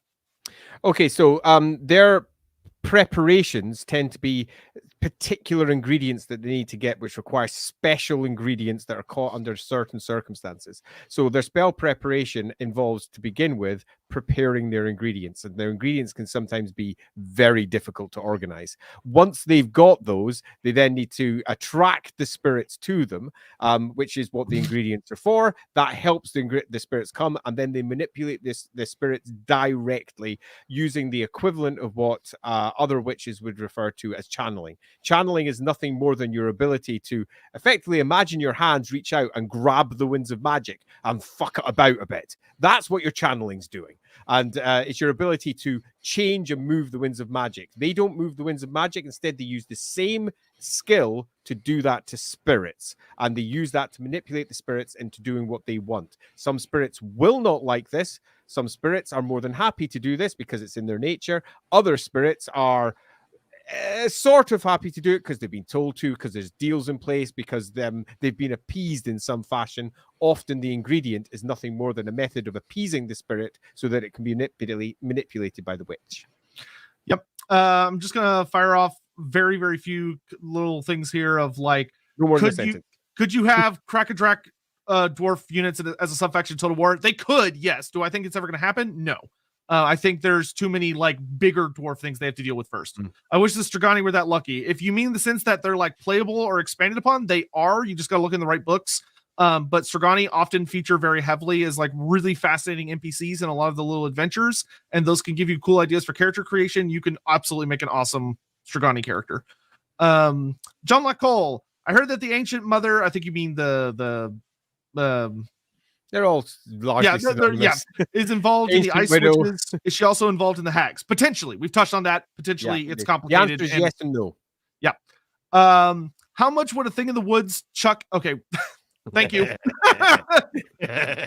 What are those things pulling Ostankia's sled? They are the things in the wood. John LaCole. So they are the things in the wood, which are representative of like terrifying spirit creatures. Though the actual origin is from Mordheim, and they have some really cool models and art if you want to go look at that. Wohi 3, who do the hags worship, and where do their souls go when they die? I think that's just a general Warhammer question, and the answer is there's a pantheon of gods that will be not worshipped but appeased as needed, and their souls go to wherever souls go when they die. There is no definitive answer on that one, but it is worth saying that the god Mor is not worshipped in Kislev in the same way that he is worshipped in the rest of the old world. Yeah, is it just Mor? Or is there a different death god in Kislev? I've never heard of a death god. No, there's not. There's specifically not. It is no matter. The Kislevites have a very different view on death. That's fair. Yeah, that whole little song from the start of Total War Warhammer 3, which weirdly enough is a song to Dawes. Which also, Rumble the Ice Queen, you can read the entire song, which is also excellent. The song from the Total War Warhammer 3 trailer is literally only like the last 4 lines. It's like 20 lines long. No. Yeah, no. Thank you, Naratio. Appreciate the question. But answer's no. Awesome. Daddy Bear, what's a good novel to learn and read about hags? Sigmar Trilogy? No, I wouldn't say it's a good novel to learn about hags. It's a good novel to learn about a hag. I'd say if you're wanting to learn about them, just grab Realm of the Ice Queen. It's probably your best option. Yep, it's got a whole like chapter on hags. It's great. Yep, it does. The Omnissiah, how do the hags and ice witches coexist? Not well. with friction. Yeah. Just like how like the colleges of magic and the cults of Sigmar do. They not well. Is lore of hags the new Kislev lore just a mixture of Olgu, Shaiish, and Gur? Is that how it might be represented in game at the moment? Possibly. Yeah, we'll see. Should it be its own separate lore? Yes. Yes. Bruh, thank you for the question. Yep. Prince Baron, where do the hags believe that Kislev ends? Are they an expansionist faction, or do they stay focused in a specific area? Are there, oh god, where's the rest of this question? Are there parts of Kislev that they don't believe is theirs? Right, so that's actually a really good one, because we're now talking about the old Ungol lands rather than necessarily Kislev as it currently stands. And the Ungols used to rule all from Prague, Erengrad, up for about halfway the distance up to Norska, and around about a little bit of the distance to the south. Ostland used to spread right out into what is modern day Kislev, and Ostermark used to go right across over towards the opposite side. So if you're looking at what the hags believe is the area that they protect, it's a large area around the Prague-Erengrad divide. That's where they are. There's Ungols quite far south, and entire stanistas villages down there of Ungols, and they are primarily Ungols. It's only the cities where everyone sort of mixes. Out in the communities, their individual ethnicities tend to stick with their own, with the occasional outlier here or there. So loosely speaking, a good chunk of Kislev and a good chunk of what people would see as troll country. Yep. Omnis, I can 100% guarantee you that the small dog creatures are the thing in the woods. They might, that's their original name. They might not pluralize it because they weren't meant to be a unit. They were individual creatures. But if you look at some models that were created by Games Workshop back in the day to represent them, they didn't sell them, but they were like a kit bash. They're practically identical to the Total War model, where they're missing the skull and stuff. The big thing is called an incarnate elemental of beast. It doesn't have, if they gave it another name, its other name would be the Bloody Hidesman. It wouldn't, a thing in the woods is not what you would call an incarnate elemental of Gur. Yeah, no, it's not.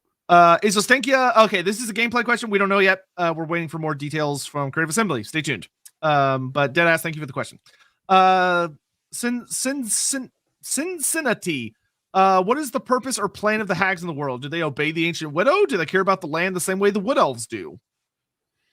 So I'm keeping this super short. What's the purpose of the plan of the hags in the world to survive? Do they obey the ancient widow? Obey is such a heavy word, and I think the answer would be no. They would respect the ancient widow. It's a completely different thing. Do they care about the land? Yes. The same way that wood elves do. The wood elves are insane. So I would say in a different way, but wood elves, they're proper special. Yeah, the thing a lot of people I think misunderstand about the wood elves is they think the wood elves are guardians of like they're just tree huggers. They're just nature elves. That's not true. They have formed a pact with Athel Loren, but Athel Loren is an entity. It thinks. It has its own objectives.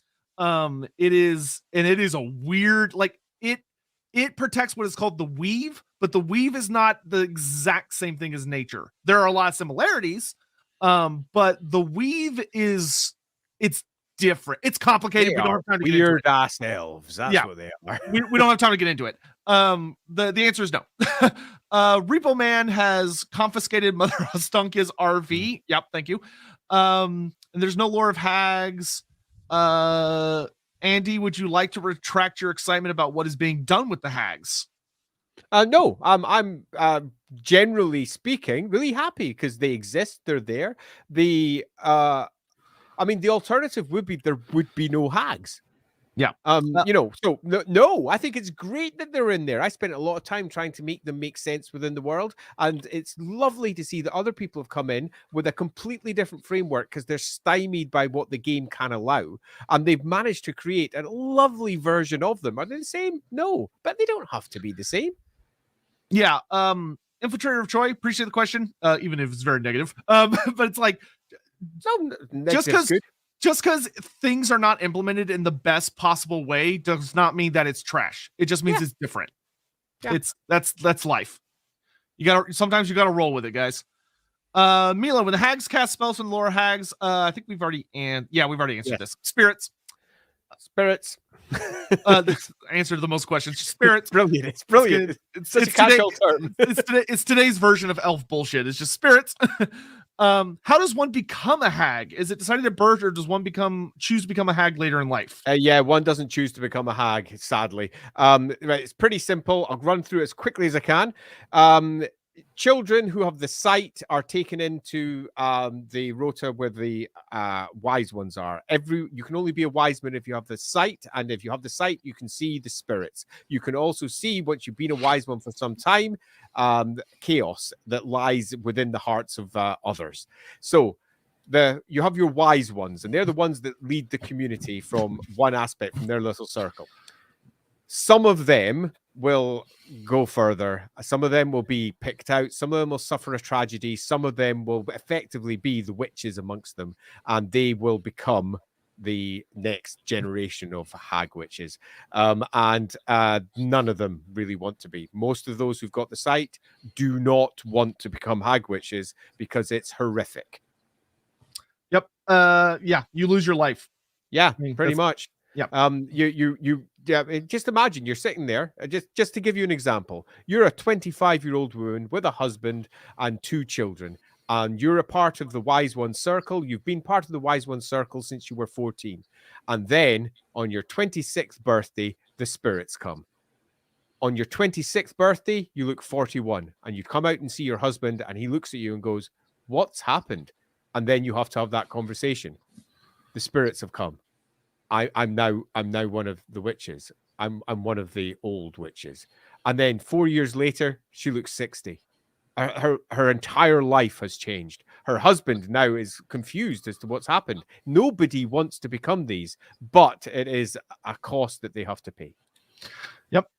So thank you for the good old Warhammer. Siegfried KKP, thank you for the question. KFCID, are hags strictly Ungol, or can they be gospel guards as well? We answered that. Yeah. AV Pextreme. Yeah. Have the hags or even Mother Ostenka ever left their homeland to assist the Empire, Dwarfs, Bretonnia, etc., or are they strictly on protecting their homeland? They are a pretty localized group, but just like any force of Kislev, they will at times move beyond borders for whatever reason that is required for. There is always extenuating circumstances that mean people go beyond where they ever want to be. Yep. Also, maybe a stupid question. There's no such thing as a stupid question. Are the hags and Ostenka associated with Kislev herself? Like, would they worship her instead of the typical pantheon? And I would say that the word worship is misapplied in all cases. Yeah. Yeah, which is a very easy thing for everyone to fall into, because the way in our world that we handle gods and worship and stuff is just not really how it works in Warhammer. Yeah. If you want to give an idea of what it's like, go take a check at, say, Roman or Greek uses of gods and try to get a grasp of how they're worshipped, because they're not worshipped. Doompig, when the hags take on the form of the Ancient Widow, are they cursing themselves? Also, given that the form they take on is horrifying, what even is the Ancient Widow physically or otherwise? Fucking horrific. There you go. Are they cursing themselves? That's an interesting way of putting it. They're definitely taking on the form of a great spiritual entity that you really don't necessarily want sitting inside you. The cost is almost certainly going to be a part of their life. That's going to be a part of their bargain. They're going to come out of it probably older, more bent, more in pain. Yeah. What else can you say? It would be pretty horrible. Oh, here's an interesting question. Garvasius, what happens if a young woman attempts to refuse the spirits or ignore them? What would happen? They would plague her, and the wise woman circle would very much advise them against it. Plus, you've got to realize that they almost always come to a wise woman, someone who has been prepared all of her life for this to occur. They hope it doesn't, but they're ready. It is their spiritual duty to do it. Does that mean they like it? No. Does that mean they're going to rail against it? Possibly. Does that mean they'll walk away from their people? It's unlikely. It's a really difficult cultural pressure that they'll be under to actually do what needs to be done. Plus, the spirits are vengeful. Has a hag ever managed to keep a husband, or are they all doomed to be forever alone? Many of them will be doomed. I mean, it's the reason that they're attached to the Ancient Widow. And it's not just the... I mean, many of the hags come because they lose their husbands and they become so much closer to the Ancient Widow that they suddenly, the spirits come to them. But are they doomed? No, they're as doomed as any relationship. I mean, people are people. Many of their relationships will be doomed. Some of them will manage to survive regardless. People are complicated. And the only answer to that is it depends on the people involved. Yep. Castraded, who would... I'm skipping this question. Thank you, Castraded. We are castrated, really. I will say the only issue I have with your question is that if you're gonna have a battle of gilfs, it should be Hellebron versus Mother Ostankia, not Marathi versus... That would be the battle of the horrifying old ladies.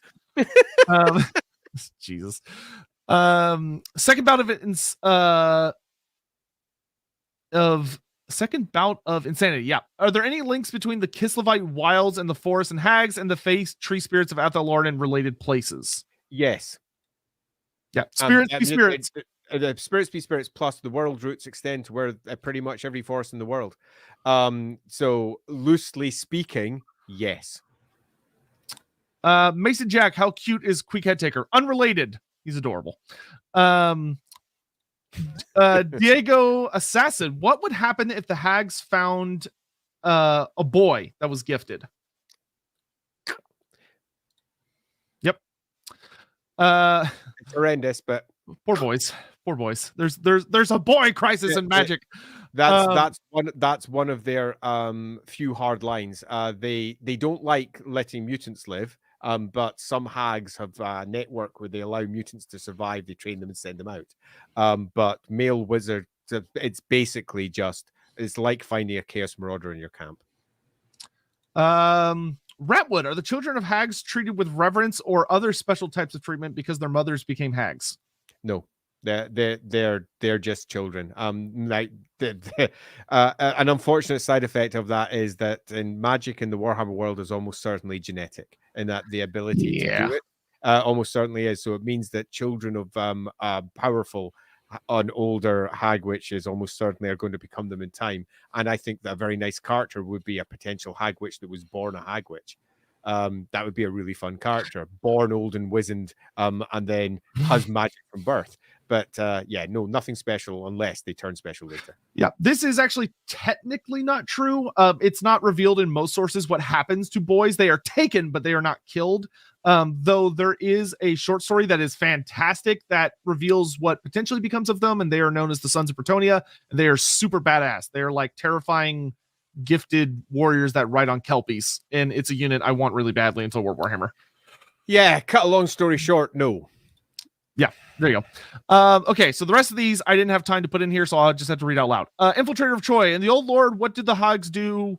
Oh, yeah, this is actually a great question. What did the Hags do when the Gospodars invaded Kislev? So when the Ice Witches showed up under Queen Mishka, why didn't they help fight back? They did. Yeah, they lost. Yeah, they lost. The Ice Witches were horrendous. You've got to think of them as what they actually were at that point, which is a stupendously powerful fighting force that had been working for the several generations to arrive at Kislev. They had been fighting against the worst Chaos Marauders, the worst Orc tribes, the worst Hobgoblin tribes that were out there, and had survived. A people that were so stubborn that they'd somehow not fallen to chaos. Perhaps they'd been protected by Mother Kislev itself. And they arrived, they kicked ass, they chewed gum, and no one could stop them. The Empire was similarly defeated. The Kislev could have continued fighting, but it chose to stop at its borders. The borders of Kislev, where Mother Kislev herself sat. That was where they stopped. They didn't stop because they were losing. They stopped because they'd reached where they needed to go. They defeated the Empire in multiple battles. Ostland and Ostermark were crushed. Yep. Some other we talked about Arianka earlier in the stream. You can Yes, we did. I will do my damnedest to add timestamps afterwards. Good luck with that. Sorry guys. Oh, you have to tell me how to do timestamps. I still don't know how to do it. It's super easy. I'll tell you after. Yeah, thanks, you rock. Are hags as powerful as elves? It would depend on the hag.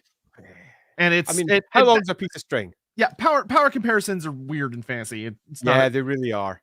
It's a tempting exercise. I get it. We all love who would wins, but when you're looking at it from a genuine lore perspective, it's really complicated really fast. I'll add a different answer to that, and that is that hags have an advantage that many spellcasters don't have, and that's time. Yeah. What would happen if the Ancient Widow were to be destroyed? I'm going to say that instead of die. Would the hags lose their powers? I would say probably not, because their powers come from the spirits, not the Ancient Widow. Yeah, indeed. And their ability to manipulate the spirits does not come from the Ancient Widow. It's an actual skill that you can learn as a spellcaster. Yeah. Now, she might have originally taught them how to do it way back in the day or something. Who knows? But I think it's more likely the Ungolls developed it themselves, realizing that how dangerous that chaos was. It's a cultural thing. I guess it'd be better to say the Ancient Widow could very well just be the most powerful of the spirits that they bargained with. Yeah, I think that's a really good line. Okay, Shin, love you, buddy. None of these questions have anything to do with hags, so we're gonna skip them. Appreciate it though. Sorry, dude. Yeah, half crown. Because the lore of hags and the lore of the Great Maw are both very ingredient focused ritual practices, could hags ever gain access to the lore of the Great Maw? No. Funny. That's a really funny question. But no. Yeah. No gastromancy for them. Gastromancy comes from the Great Maw. Like it's a relationship there. If you don't have the Great Maw's attention, it doesn't care about you. And it that being said, could a non-human learn gastromancy? That's a really fun thing. I would say it's probably possible, but not easy. There is a very intrinsic relationship between the Great Maw and the ogres that was caused by the Great Maw's creation. It was a feedback loop. Could an ogre female become a hag under the right circumstances? Also from Half Crown.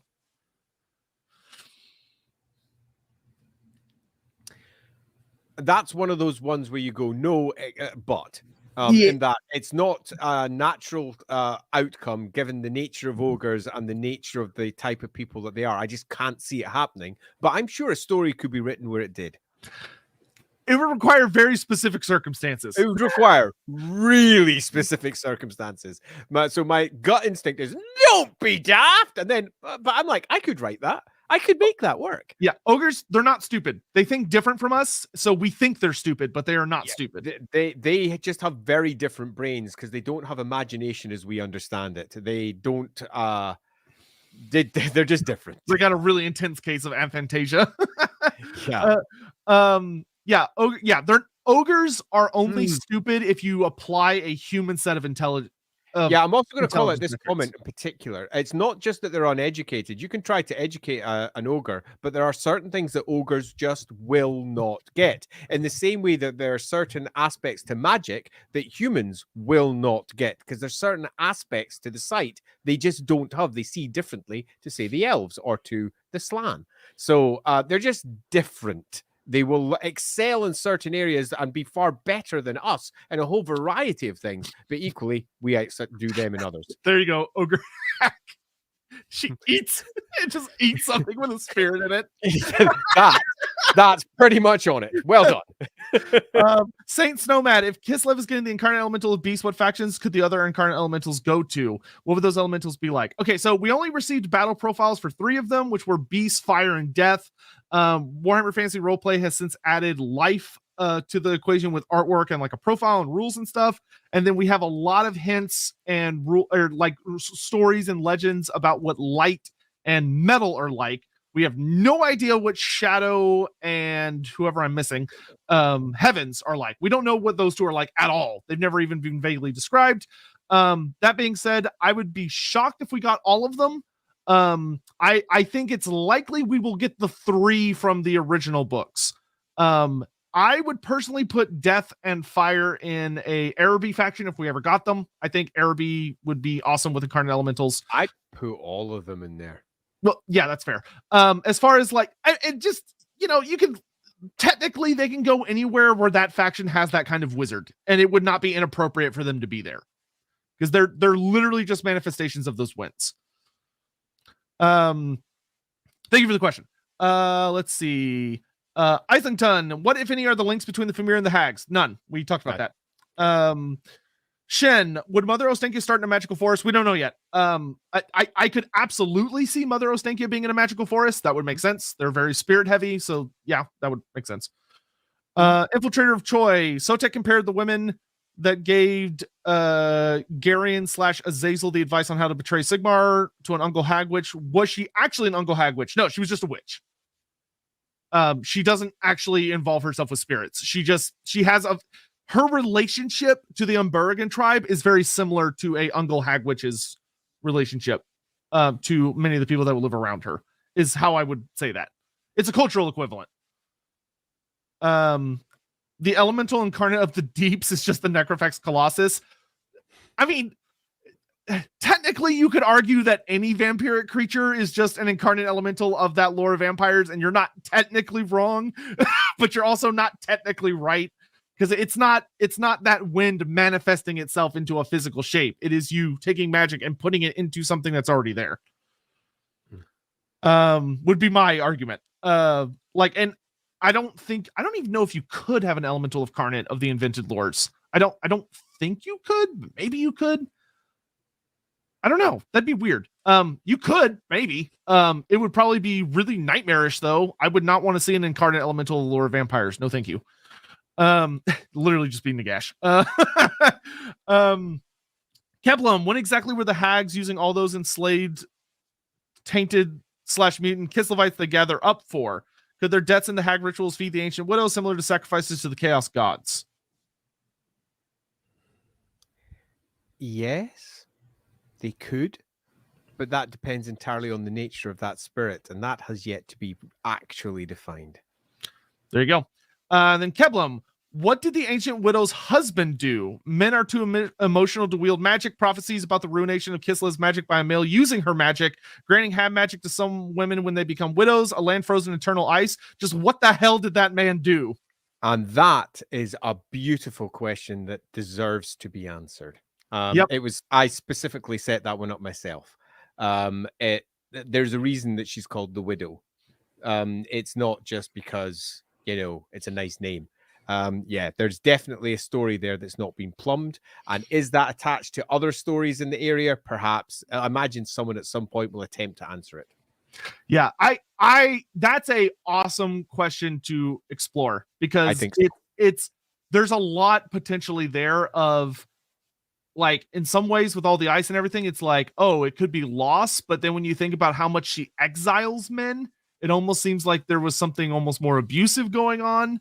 And doesn't sound good, does it? Yeah. That being said, I did love somebody's comment earlier that the Widowmaker of Cain may have also been involved. That's spicy, and I really like that. But it would probably be, if it ever got written, I would really hope it was an incredibly convoluted, crazy story with multiple interpretations that there's no true answer to. And that it's just wild. Like, every version of it should be wild. I think the correct way of answering it is the way that there's a while ago I had an interview with Lawrence Schnecht, and he's the High Lore Master over on Elder Scrolls, and he also did Baldur's Gate 3. And he has a very, very clean version of how lore should be presented, and it's always presented from the perspective of someone inside the setting. That means that it can be at all times contradictory, but fine for that individual, which means if you're going to answer this particular story, you don't write it in an army book and say, back in the year XXX, this occurred, this god did this god did this, big story. Ooh! What you do instead is you have somebody explain the story to somebody else. It's an in-world story, and it's their understanding of what occurred, and you can answer it perfectly. But that doesn't mean that someone else on the other town, just 20 miles down the river, thinks that they've got a completely different answer. And I think that's the best way to answer it, that one, because that allows for multiple interpretations. Yep. All right. But that is all of them. We actually got through them all this time. Holy shit, we did it. Fuck me. We're hugely over time. That happens. That's all right. what's the cult of Ulrich's view on hags? Probably not great. No, actually, the cult of Ulrich is a cult that's very much about self-reliance. It's a cult about being responsible. It's a cult about doing your own thing, and not needing to rely upon the strength of others. It's your own individual strength. I think the cult would have no problems. They have enough problems as it is. Well, I'll give you an example. In Kislev, they have no talking priests, as they refer to them. There's no cult. There's no part of the howling wolf aspect to it. There are no priests of Ulrich. They are only represented by the White Company. That's the Templars of Ulrich. Because as far as they're concerned, talk is just a waste of time. And I think they and the Hags would get on fine. Man, I can't wait for when they inevitably add warrior priests of Ulrich into Total War. I do love the cult of Ulrich. I have written a lot about the good old cult of Ulrich. Is the Ancient Widow the first hag? Who knows? Also, to the Widowmaker comment earlier, the fact that many of the brides of Cain, when they become powerful enough, are called hags. There's something in there. The more I think of it, the more it makes me want to write a thing. Yeah, you get excited about things. You're like, ooh. Yeah, honestly, there's some interesting connecting threads there that are not loose. That's interesting. Is there a cult of positive masculine traits? Is there a Knuff cult? Yes, lots of them. But we're not dealing with cults here. We're dealing with magic. And sadly, in Kislev, magic and men do not get on very well. But that's because we're dealing with Kislev. If we go to the Empire, many of the magical traditions are male-dominated for a variety of reasons. All right, but we're out of time. Thank you all so much for joining us. We hope you had fun. I did. We got a lot out of that, and it was a really, really good time. So, like I've said earlier, if you have not already, please, for the love of God, go subscribe to Lawhammer on Twitch and YouTube. Also, check out Rookery Publications. There should be a bot that's constantly posting that shit everywhere. Bot rocked, by the way. You should pay attention to it. Yeah, poor Nightbot is working his ass off. But on YouTube, you should be able to see links down below. If not, you can just type it in the search bar. They're easy to find. So Lawhammer, Rookery Publications. Rookery is coming back this. Not. I think it's the Saturday after. I'll ping you next Sunday. I'll give you the first dates at the end of the stream. Okay. Yeah. So here I will post I will actually. Look at that. There you go. Look at those things. They're on the screen. So you know what each one is. Lawhammer is me talking about role-playing games in the Warhammer world, playing games, because I can't help myself. I'm going to be playing Total War as well. And is a variety of occasional lore streams. I'm doing most of them over here. Thank you, Hawk. Fun. Over on the other side with at the Rookery, that's where we talk to people from across the games industry about game shit, and we've had everyone from Andy Hall, who most of you know, to various Games Workshop writers, to just roleplay writers and artists et al. And finally, Twitch at Lawhammer, just my Twitch stream. Get over there. Go subscribe. Why haven't you done it already? I've been sitting here for hours talking away about stuff. Yeah, and hey, 5,000 there's loads subs. of you out there. If you want to subscribe right now, I could do a dance. You dance anyway, Andy. Yeah, you're right. You can't offer things you give away for free. Yeah, if you get Lawhammer gets to 5K subs, I will put out Queek. Ooh. Yeah, I've already. Come on. I want to see it too. Y'all been waiting for like 3 or 4 years. I think it's been 4 years at this point. It'll happen. I've actually been feeling good and getting a lot of writing done lately. But in any event, yep. Make sure you go watch the Lawhammer series every Friday. Awesome. A lot of cool stuff. And you already know my shit, so I'm not going to plug my own crap. Anywho. But you should, go do his crap too. Yeah, sure. Anywho, we're out of here. We'll see. Next vote. We're alternating them, so it'll be on my channel this time. Well, for the vote. I don't know what's going to be on there yet. We'll figure it out. So make sure you drop by the community tab to vote. Thank you all for watching. You rock. Bye-bye. Bye-bye.